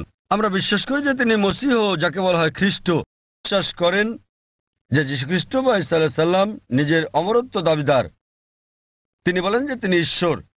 প্রকৃতপক্ষে আপনি যদি বাইবেল পড়েন দেখবেন কোথাও এমন একটাও নিঃশর্ত বক্তব্য নেই সমগ্র বাইবেলে যেখানে যীশু খ্রিস্ট বা ঈসা আলাইহিস সালাম নিজে বলেছেন যে আমি ঈশ্বর অথবা তোমরা আমার উপাসনা করো। আমি আবারও বলছি, যদি পড়েন বাইবেল সেখানে একটিও নিঃশর্ত বক্তব্য নেই, একটিও দ্ব্যর্থহীন বাক্য পাবেন না সমগ্র বাইবেলে যেখানে যীশু খ্রিস্ট বা ঈসা আলাইহিস সালাম নিজে বলেছেন যে আমি ঈশ্বর অথবা তোমরা আমার উপাসনা করো। এমনকি বাইবেলে দেখবেন যীশু খ্রিস্ট বা ঈসা আলাইহিস সালাম নিজে বলেছেন, এর উল্লেখ আছে গসপেল অফ জন অধ্যায় নম্বর 14 অনুচ্ছেদ নম্বর 28। যীশু খ্রিস্ট নিজে বলেছেন আমার পিতা আমার চেয়ে মহান। গসপেল অফ জন অধ্যায় নম্বর 10 অনুচ্ছেদ নম্বর 29, আমার পিতা সবার চেয়ে মহান। গসপেল অফ ম্যাথিউ অধ্যায় নম্বর 12 অনুচ্ছেদ নম্বর 28, আমি ঈশ্বরের শক্তি দিয়ে শয়তানকে পরাভূত করি। গসপেল অফ লুক অধ্যায় নম্বর 11 অনুচ্ছেদ নম্বর 20, আমি ঈশ্বরের আঙ্গুলের ইশারায় শয়তানকে পরাভূত করি। গসপেল অফ জন অধ্যায় নম্বর 5 অনুচ্ছেদ নম্বর 30, আমি নিজের থেকে কিছুই করতে পারি না, আমি যেমন শুনি তেমন বিচার করি, আর আমার বিচার ন্যায্য, কারণ আমি নিজের ইচ্ছায় চলি না, আমার পিতার ইচ্ছায় চলি। যে বলবে আমি সর্বশক্তিমান আল্লাহর ইচ্ছার অনুসারে নিজের ইচ্ছার নই, সে একজন মুসলিম। যীশু খ্রিস্ট সাল্লাল্লাহু আলাইহি ওয়াসাল্লাম ছিলেন একজন মুসলিম। তিনি কখনোই দেবত্ব দাবি করেননি, তিনি কখনোই বলেননি যে তিনি ঈশ্বর। আর আপনি যদি বাইবেল পড়েন সেখানে বুক অফ অ্যাক্টসে আছে অধ্যায় নম্বর 2 অনুচ্ছেদ নম্বর 22 যে হে ইসরায়েলের লোকেরা, এই নাজারেথের যিশুর কথা শোনো, তোমাদের মধ্যে হতে ঈশ্বর কর্তৃক মনোনীত ব্যক্তি যিনি অলৌকিক অবিশ্বাস্য কাজ করেন ঈশ্বরের মাধ্যমে, আর তোমরা তার সাক্ষী। ঈশ্বর কর্তৃক মনোনীত এক ব্যক্তি তোমাদের মধ্যে আছেন যিনি অলৌকিক অবিশ্বাস্য কাজ করেন ঈশ্বরের মাধ্যমে, আর তোমরা তার সাক্ষী। আর যখন যীশু খ্রিস্ট সাল্লাল্লাহু আলাইহি ওয়াসাল্লামকে জিজ্ঞেস করা হলো আপনার প্রথম নির্দেশ কি, তিনি অক্ষরে অক্ষরে সেই কথাটাই বললেন যা মুসা আলাইহিস সালাম বলেছিলেন বুক অফ ডিউটেরোনমি অধ্যায় 6 অনুচ্ছেদ 4-এ। যীশু খ্রিস্ট সাল্লাল্লাহু আলাইহি ওয়াসাল্লাম সেই কথাটাই বলেন গসপেল অফ মার্ক অধ্যায় 12 অনুচ্ছেদ 29। তিনি বলেন শামা ইসরাঈলু আদনা হাইনু আদনাই খাদ, শোনো হে ইসরায়েলবাসী, ঈশ্বর আমাদের ঈশ্বর হলেন একজন ঈশ্বর। তো আপনি যদি মুসলমান হন, মুসলমান হতে গেলে আপনাকে সকল নবীর উপর বিশ্বাস আনতে হবে, সে আদম থেকে শুরু করে নূহ, ইব্রাহিম, ইসহাক, মুসা, যিশু এবং নবী মুহাম্মদ সাল্লাল্লাহু আলাইহি ওয়াসাল্লামের উপর। তো এখন নবী মুহাম্মদ সাল্লাল্লাহু আলাইহি ওয়াসাল্লামের ব্যাপারে আপনার প্রশ্নে আসি। আপনি হয়তো তার সম্পর্কে বিস্তারিত জানেন না, আপনি হয়তো তার জীবনী সম্বন্ধে জানেন না, কিন্তু আপনাকে তার উপর বিশ্বাস আনতে হবে। আর আপনি যদি খাঁটি খ্রিস্টানও হয়ে থাকেন, যীশু খ্রিস্ট বা ঈসা আলাইহিস সালাম ভবিষ্যৎবাণী করেন নবী মুহাম্মদ সাল্লাল্লাহু আলাইহি ওয়াসাল্লামের ব্যাপারে। নবী মুহাম্মদ সাল্লাল্লাহু আলাইহি ওয়াসাল্লামের ব্যাপারে ভবিষ্যৎবাণী করা হয়েছে ওল্ড টেস্টামেন্টে, এমনকি নিউ টেস্টামেন্টেও ভবিষ্যৎবাণী করা হয়েছে বুক অফ ডিউটেরোনমিতে অধ্যায় 18 অনুচ্ছেদ 18, বুক অফ ডিউটেরোনমি অধ্যায় 18 অনুচ্ছেদ 19, বুক অফ আইজায়া অধ্যায় 29 অনুচ্ছেদ 12, সং অফ সলোমন অধ্যায় 5 অনুচ্ছেদ 16, এমনকি নিউ টেস্টামেন্টেও তার কথা বলা হয়েছে। যীশু খ্রিস্ট সাল্লাম বলেছেন নবী মুহাম্মদ সাল্লাল্লাহু আলাইহি সাল্লামের আগমনের ব্যাপারে গসপেল অফ জন অধ্যায় 14 অনুচ্ছেদ 16, গসপেল অফ জন অধ্যায় 15 অনুচ্ছেদ 26, গসপেল অফ জন অধ্যায় 16 অনুচ্ছেদ 7, এবং গসপেল অফ জন অধ্যায় 16 অনুচ্ছেদ 12 থেকে 14। আপনার বোঝার জন্য আমি শুধু শেষের অনুচ্ছেদটা বলবো। সবার শেষে যেটা বললাম, যীশু খ্রিস্ট সাল্লাম বলেন গসপেল অফ জন অধ্যায় নম্বর 16 অনুচ্ছেদ 12 থেকে 14 যে তোমাদেরকে আমার অনেক কিছুই বলার আছে, কিন্তু তোমরা এখন তা গ্রহণ করতে পারবে না। যখন সত্যের আত্মা আসবেন তিনি তোমাদের সত্যের পথে পরিচালিত করবেন। তিনি নিজ থেকে কিছু বলবেন না, তিনি যা শুনবেন তাই বলবেন, তিনি আমাকে মহিমান্বিত করবেন। তো এখানে যীশু খ্রিস্ট সাল্লাম বলছেন নবী মুহাম্মদ সাল্লাল্লাহু সাল্লামের ব্যাপারে, তিনি বলছেন তোমাদেরকে আমার অনেক কিছুই বলার আছে। অর্থাৎ যীশু খ্রিস্ট মানুষদের অনেক কথা বলতে চেয়েছিলেন, কিন্তু তিনি বলেন তোমরা এখন তা বুঝতে পারবে না। যখন সত্যের প্রতিরূপ আসবেন তিনি তোমাদের সত্যের পথে চালিত করবেন। এখন অনেকে বলতে পারেন এই প্রতিরূপ হচ্ছে পবিত্র আত্মা। তারা বুঝতে অক্ষম যে প্রতিরূপ কোনো পবিত্র আত্মার কথা বোঝায় না। কেন? কয়েকটা অনুচ্ছেদ আগেই গসপেল অফ জনের অধ্যায় নম্বর 16 অনুচ্ছেদ 7 যীশু খ্রিস্ট সাল্লাম বলছেন যে তোমাদের ভালোর জন্য আমাকে যেতে হচ্ছে, কেননা আমি না গেলে সত্যের প্রতিরূপ আসবেন না। সুতরাং আমি যদি যাই আমার প্রস্থানেই তার আগমন নিশ্চিত। সেই প্রতিরূপ এবং শান্তি আসবে যদি যীশু খ্রিস্ট সাল্লাম বিদায় নেন। যীশু খ্রিস্ট এই পৃথিবীতে আসার অনেক আগে থেকে এই প্রতিরূপ এখানে ছিলেন। তিনি এখানে ছিলেন যখন যীশু খ্রিস্ট জন্মগ্রহণ করেন, তিনি তখনও ছিলেন যখন তাকে দীক্ষা দেওয়া হয়। তো এই প্রতিরূপ এবং শান্তির দূত কোন পবিত্র আত্মাকে বোঝায় না, এটা সর্বশেষ এবং চূড়ান্ত নবী মুহাম্মদ সাল্লাল্লাহু সাল্লামের কথা বোঝায়। কারণ ভবিষ্যৎবাণী বলছে তিনি যাই শুনবেন তিনি বহন করবেন। আর আমরা জানি যে নবী মুহাম্মদ সাল্লাল্লাহু আলাইহি ওয়াসাল্লাম সর্বশক্তিমান আল্লাহর কাছ থেকে দৈববাণী পেয়েছিলেন এবং তিনি তা প্রচার করেছিলেন। আর নবী মুহাম্মদ সাল্লাল্লাহু আলাইহি ওয়াসাল্লাম পৃথিবীতে একমাত্র ধর্মদূত যিনি যীশু খ্রিস্টকে মহিমান্বিত করেছেন।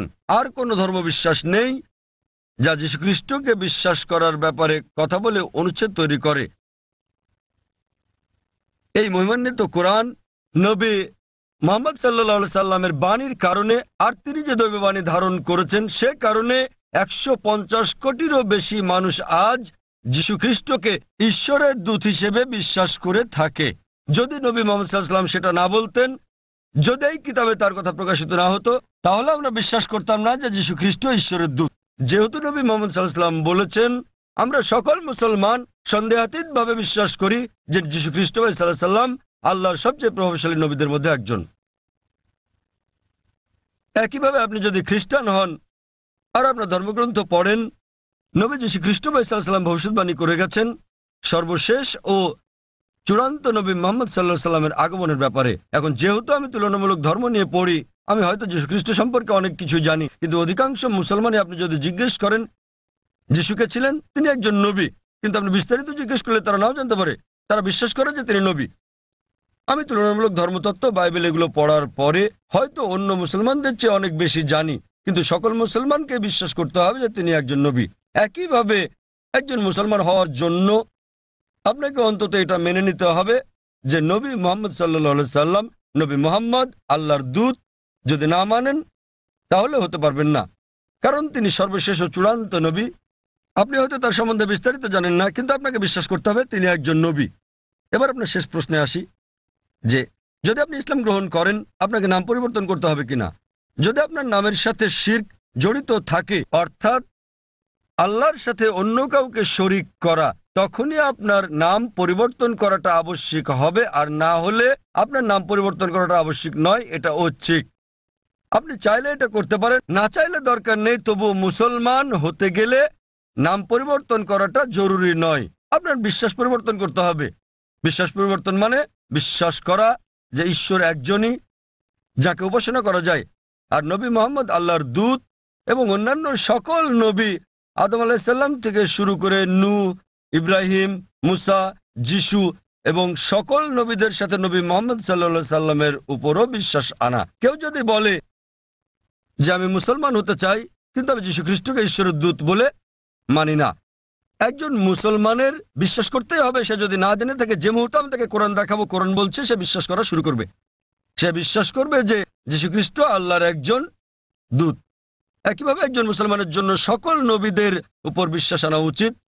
নবী মুহাম্মদ সাল্লাল্লাহু আলাইহি সাল্লাম ছাড়াও আদম থেকে মুহাম্মদ সাল্লাল্লাহু আলাইহি সাল্লাম পর্যন্ত যারা যারা এসেছিলেন, কিন্তু নাম পরিবর্তন করাটা আবশ্যিক নয়।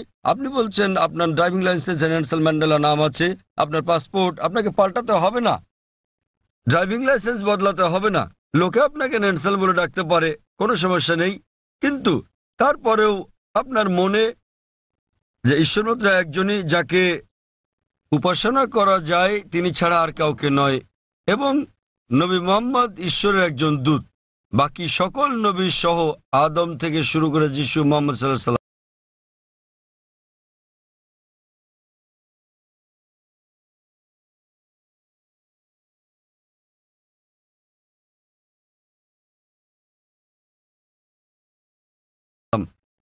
তো আপনি কি বিশ্বাস করেন যে মোহাম্মদ ঈশ্বরের একজন দূত? ভাই নেনসন, হ্যাঁ স্যার। আমি যদি বলি যে আপনার নাম নেনসনই রাখতে পারেন, বিশ্বাস করবেন যে মোহাম্মদ ঈশ্বরের একজন দূত? হ্যাঁ স্যার। আপনি হয়তো তার সম্পর্কে বেশি কিছু জানেন না। আপনি হয়তো জানেন না যে তিনি কোথায় জন্মগ্রহণ করেন। যদি জানেন তো ভালো, কিন্তু এটা বাধ্যতামূলক নয়। তখন বিশ্বাস করবেন যে নবী মুহাম্মদ সাল্লাল্লাহু আলাইহি ওয়াসাল্লাম ঈশ্বরের দূত? হ্যাঁ স্যার। আপনি বিশ্বাস করেন? হ্যাঁ। আপনি হয়তো বিস্তারিত জানেন না, তাও বিশ্বাস করেন? হ্যাঁ। আপনি বিশ্বাস করেন যে ঈশ্বর একজন? হ্যাঁ। আপনি কি মানেন যে যীশু খ্রিস্ট ঈশ্বর নন? যিশু ঈশ্বর নন, যিশু ঈশ্বরের একজন দূত। খুব ভালো, মাশাআল্লাহ। তো আপনি কি শাহাদাত পড়তে চান? হ্যাঁ আচ্ছা, অবশ্যই। আমি আরবিতে বলবো, আপনি সাথে সাথে বলবেন। আপনি কি মানেন যে ঈশ্বর একজন? হ্যাঁ। আপনি কি মানেন যে নবী মুহাম্মদ সাল্লাল্লাহু আলাইহি ওয়াসাল্লাম ঈশ্বরের একজন দূত? আপনি হ্যাঁ। কি মানেন যে যীশু খ্রিস্ট ঈশ্বরের একজন দূত? হ্যাঁ।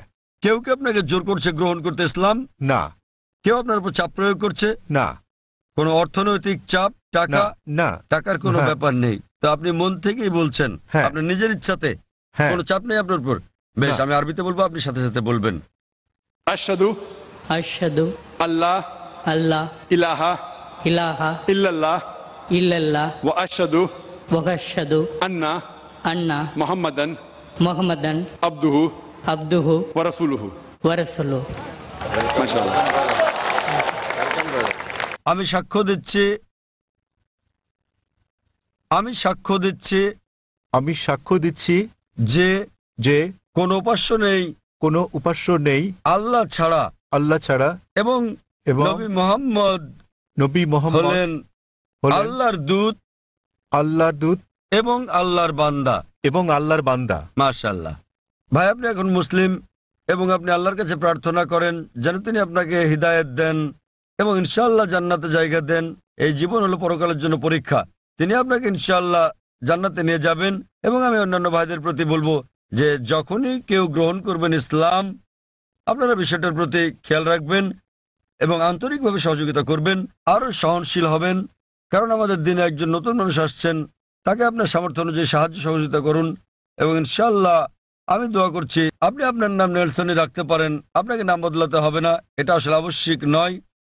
আপনাকে নাম বদলাতে হবে না, আপনার নাম নেলসনই রাখতে পারেন এবং একই সাথে একজন ধার্মিক মুসলিম হতে পারবেন। কোরআন বুঝে পড়ার চেষ্টা করবেন এবং যতটুকু নির্দেশনা আপনি পাবেন ইনশাআল্লাহ তা প্রয়োগ করেন। এবং আমি আপনাকে অনুরোধ করছি আমার জন্য দোয়া করবেন। ধন্যবাদ স্যার।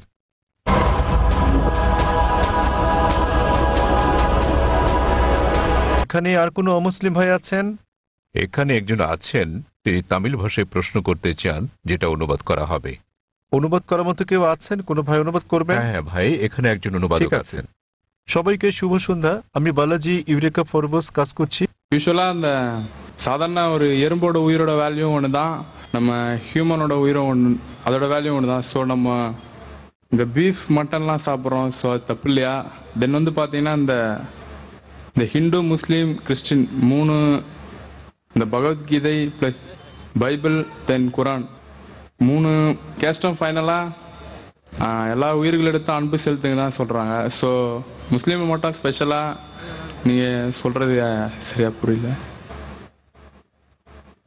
ভাই একটা প্রশ্ন করেছেন যে একটা পিঁপড়া মারা অন্যায়, যদিও পিঁপড়া ক্ষতিকর হতে পারে, কিন্তু আরো বৃহৎ দৃষ্টিতে দেখতে গেলে মুসলমানরা যা করে তা হলো গরু এবং অন্যান্য পশু হত্যা করে।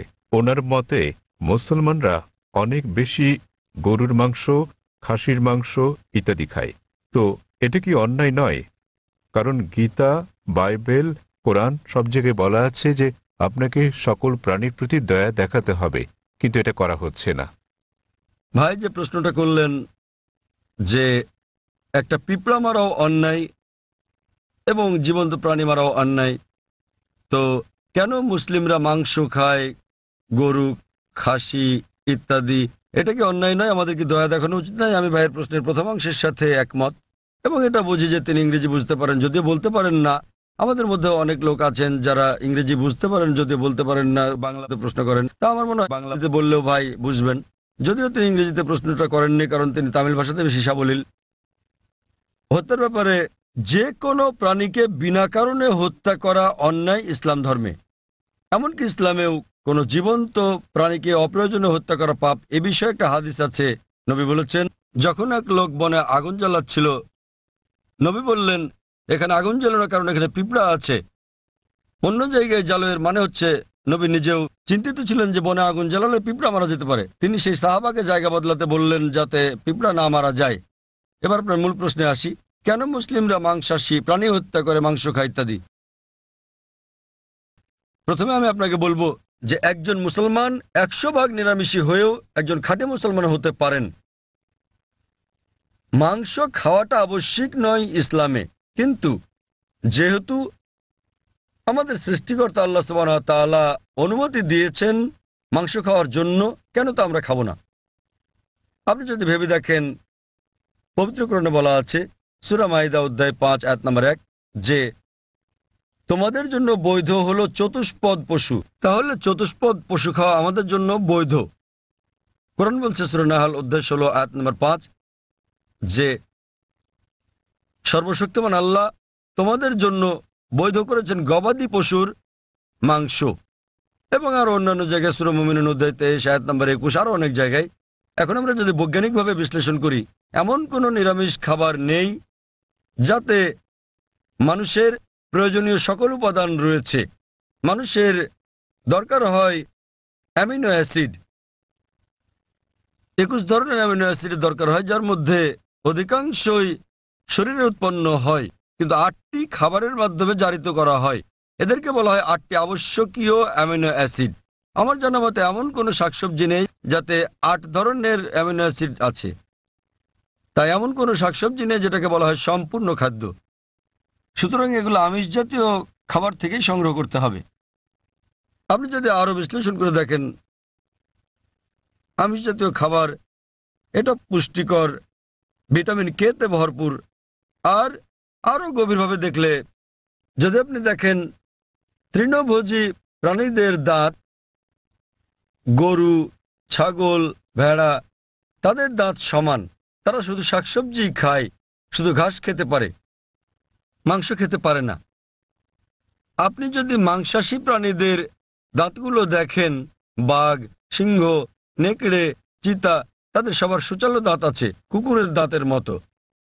এই প্রাণীদেরকে বলা হয় মাংসাশী প্রাণী। তারা শুধু মাংস খায়, তারা শাকসবজি খায় না। আপনি যদি মানুষের দাঁতগুলো ভালো করে দেখেন, আয়নার সামনে গিয়ে, মানুষের আছে সমান দাঁত, আবার সুচালো দাঁতও আছে। যদি সর্বশক্তিমান ঈশ্বর চাইতেন যে আমরা শুধু শাকসবজি খাবো, তাহলে কেন তিনি আমাদের এই সুচালো দাঁত দিলেন? কেউ বলতে পারেন কেন? কারণ সর্বশক্তিমান ঈশ্বর চান যে আমরা দুটোই খাই, মাংসও খাই, শাকসবজিও খাই। মাংস, তিনি যদি চাইতেন যে আমরা শুধু শাকসবজি খাবো, তাহলে তিনি কেন সুচালো দাঁত দিলেন? আবার আপনি যদি মানুষের পরিপাকতন্ত্রটাকে বিশ্লেষণ করে দেখেন, এটা উভয় খাদ্যই হজম করতে পারে, সবজি এবং আমিষ জাতীয় খাবার। তৃণভোজী প্রাণীদের পরিপাকতন্ত্র, গরু, ছাগল, ভেড়া, এরা শুধু শাকসবজি জাতীয় খাবারই হজম করতে পারে, মাংস হজম করতে পারে না। আবার মাংসাশী প্রাণীদের পরিপাকতন্ত্র দেখেন, সিংহ, বাঘ, নেকড়ে শুধু মাংসই হজম করতে পারে, শাকসবজি হজম করতে পারে না। কিন্তু মানুষের পরিপাকতন্ত্রে আছে ক্ষুদ্রান্ত্র এবং বৃহদান্ত্র, এটা উভয় খাদ্য হজম করতে পারে, সবজি আবার আমিষ জাতীয় খাবার, মাংস জাতীয় খাবার। সর্বশক্তিমান ঈশ্বর যদি চাইতেন আমরা খাঁটি নিরামিষী হই, কেন তিনি আমাদের এমন পরিপাকতন্ত্র দিলেন যা উভয় খাদ্য হজম করতে পারে? কিন্তু এটাই স্বাভাবিক। তো আপনি ভেবে দেখেন যে সর্বশক্তিমান ঈশ্বর মানুষকে এমনভাবে সৃষ্টি করেছেন যেন তারা সবজিও খেতে পারে, আবার মাংসও খেতে পারে, নিরামিষ এবং আমিষও। আর অনেক লোকেরই ভুল ধারণা একটা আছে যে অধিকাংশ ধর্মই আমিষ জাতীয় খাবার খেতে নিষেধ করেছে। আবার হিন্দুদের অনেকেই একটা ভুল ধারণার শিকার। তারা মনে করেন যে হিন্দুত্ববাদ আমিষ জাতীয় খাদ্য খাওয়া নিষেধ করে থাকে। আসলে আপনি যদি হিন্দু ধর্মগ্রন্থগুলো পড়েন, যদি পড়েন মনুস্মৃতি অধ্যায় নম্বর 5 অনুচ্ছেদ 30, এতে আছে ঈশ্বর কিছু প্রাণীকে সৃষ্টি করেছেন খাওয়ার জন্য আর কিছু প্রাণীকে খাদ্য হওয়ার জন্য। তা যারা খাবার হিসেবে তৈরি প্রাণী খেয়ে থাকেন তারা কোনো পাপ করছেন না। আবার মনুস্মৃতিতে উল্লেখ আছে অধ্যায় নম্বর 5 অনুচ্ছেদ 39, সর্বশক্তিমান ঈশ্বর প্রাণীদের সৃষ্টি করেছেন উৎসর্গ করার জন্য। তা যদি এই প্রাণীদেরকে খেয়ে থাকেন কোনো পাপ করছেন না। মনুস্মৃতি অধ্যায় 5 অনুচ্ছেদ 41 আছে যে উৎসর্গের প্রাণীদেরকে হত্যা করা কোনো পাপ নয়। হিন্দু ধর্মের গ্রন্থগুলোতে এরকম অনেক উক্তি আছে যেখানে আমিষ জাতীয় খাবার খাওয়ার কথা বলা হয়েছে। আপনি যদি পড়েন মহাভারত অনুশাসন পর্ব অধ্যায় 88, যুধিষ্ঠির যিনি পাণ্ডব ভাইদের মধ্যে সবার বড়, তিনি ভীষ্মকে জিজ্ঞেস করলেন যে যজ্ঞতে অর্থাৎ পূজাতে আমরা কি উৎসর্গ করতে পারি যাতে আমাদের পূর্বপুরুষেরা সন্তুষ্ট হবেন। ভীষ্ম উত্তর দিলেন যে যজ্ঞতে পূজাতে তুমি যদি লতাপাতা গাছপালা দাও তাহলে আমাদের পূর্বপুরুষেরা 1 মাসের জন্য সন্তুষ্ট হবেন। যদি মাছ দাও তাহলে সন্তুষ্ট থাকবেন 2 মাসের জন্য। তুমি যদি তাদের মাংস দাও 3 মাস, যদি খরগোশ দাও তাহলে 4 মাস, যদি ছাগল দাও তো 5 মাস, যদি শূকর দাও 6 মাস, আর যদি হরিণ দাও তাহলে 6 মাস, যদি পাখি দাও 7 মাস। আর এভাবে তালিকাটা বড় হতে থাকে। এরপর বলা আছে যে একটা ষাঁড় যজ্ঞতে দিলে 11 মাস, একটা গরু জবাই করলে পূর্বপুরুষেরা পুরো 1 বছরের জন্য সন্তুষ্ট থাকবেন। আর তুমি যদি একটা গন্ডার উৎসর্গ করো আমাদের পূর্বপুরুষেরা সর্বদাই সন্তুষ্ট থাকবেন। মহাভারতে এই পুরো মেনুটাই দেওয়া আছে। তা যদি বেদ এবং অন্য হিন্দু ধর্মগ্রন্থগুলো পড়েন তাদের ঋষি এবং ধর্মযাজকেরা আমিষ খেয়েছেন, এমনকি গরুর মাংস। কিন্তু অনেক হিন্দুকেই আপনি বলতে শুনবেন যে আমিষ খাওয়া নিষিদ্ধ, কারণ তারা অহিংস আন্দোলনের দ্বারা প্রভাবিত হয়েছেন। আপনারা জানেন জৈন এবং আরো যারা এই অহিংসতে বিশ্বাস করেন তারা বলেন যে জীবিত প্রাণী হত্যা করা নিষিদ্ধ, তাই পশু হত্যা এটা পাপ। আমি এর সাথে একমত যে কোনো প্রাণীকে হত্যা করা বিনা প্রয়োজনে করলে পাপ। কিন্তু আপনি যদি বলেন যে জীবিত প্রাণী হত্যা করা মাত্রই পাপ, তাহলে আমি বলি যে এই যে গাছপালাগুলো আছে এদেরও জীবন আছে। আগে আমরা জানতাম না যে উদ্ভিদের জীবন আছে, তাই তারা বলতো যে গাছ কাটা ঠিক আছে। আজকে আমরা জানি যে এমনকি গাছেরও প্রাণ আছে। তখন তাদের যুক্তি পাল্টে বলে, জাকির ভাই গাছের প্রাণ আছে ঠিকই, কিন্তু গাছ ব্যথা অনুভব করে না, তাই গাছকে হত্যা করা সবজি খাওয়া আমিষ বা মাংস খাওয়ার তুলনায় অনেক কম অন্যায়। এখন বিজ্ঞানের উন্নতিতে আমরা জানি যে এমনকি গাছেরাও ব্যথা অনুভব করে, কিন্তু তারা যখন কাঁদে আমরা গাছের কান্না শুনতে পারি না, কারণ আমরা প্রতি সেকেন্ডে মাত্র 20 থেকে 20,000 কম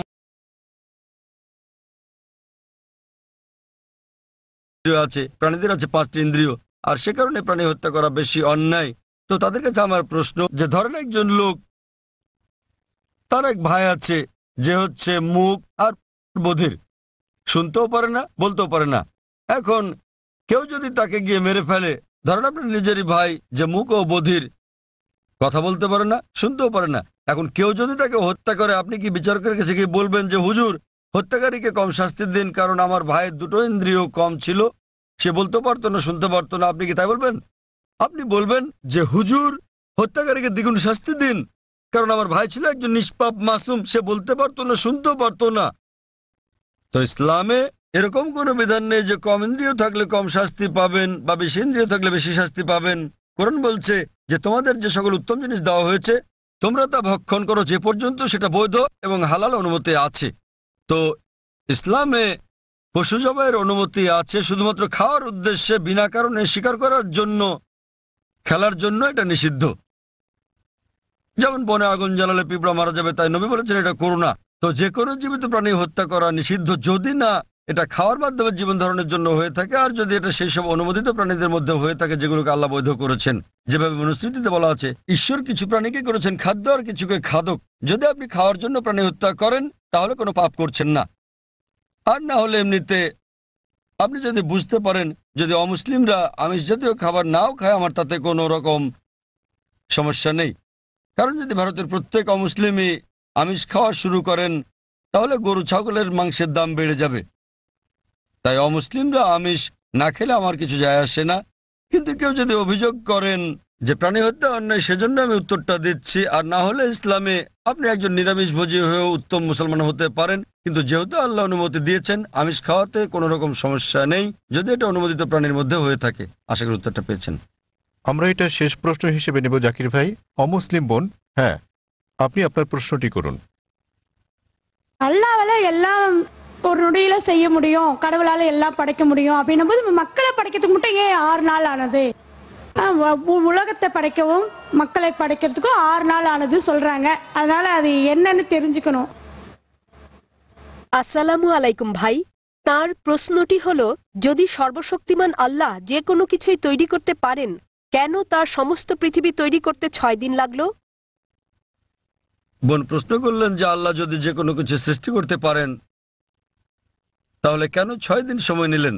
বোন, আল্লাহ যদি চাইতেন একদিনে সৃষ্টি করতে পারতেন, তখন আপনি বলতেন যে কেন একদিনে তৈরি করেছেন, 6 দিনে কেন নয়? কারণ আল্লাহ 6 দিনে এটা বানাতে চেয়েছেন। কোরআন বলে যে আল্লাহ যা ইচ্ছা করেন তাই সৃষ্টি করতে পারেন।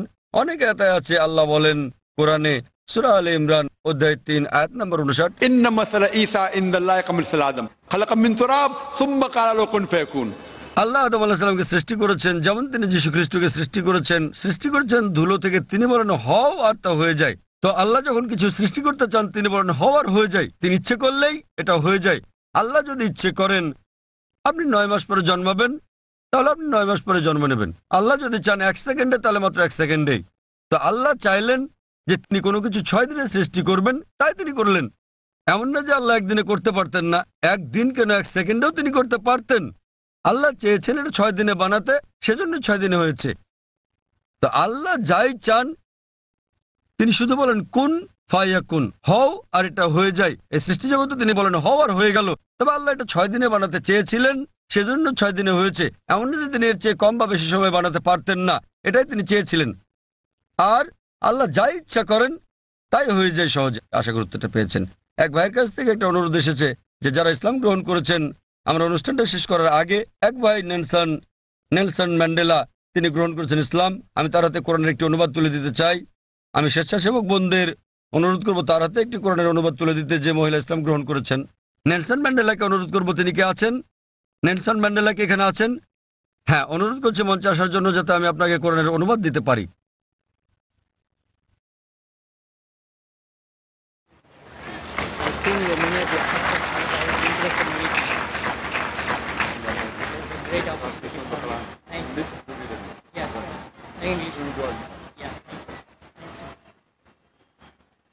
আমি আরো অনুরোধ করছি, কয়েকজন বোন ইসলাম গ্রহণ করেছেন। আমি চাইবো যে আমাদের মহিলা স্বেচ্ছাসেবকেরা কোরআনের অনুবাদ তাদের হাতে একটি করে তুলে দেবেন। ওয়া আখিরু দাওয়ানা আলহামদুলিল্লাহি রাব্বিল আলামিন। অসংখ্য ধন্যবাদ আপনাদের।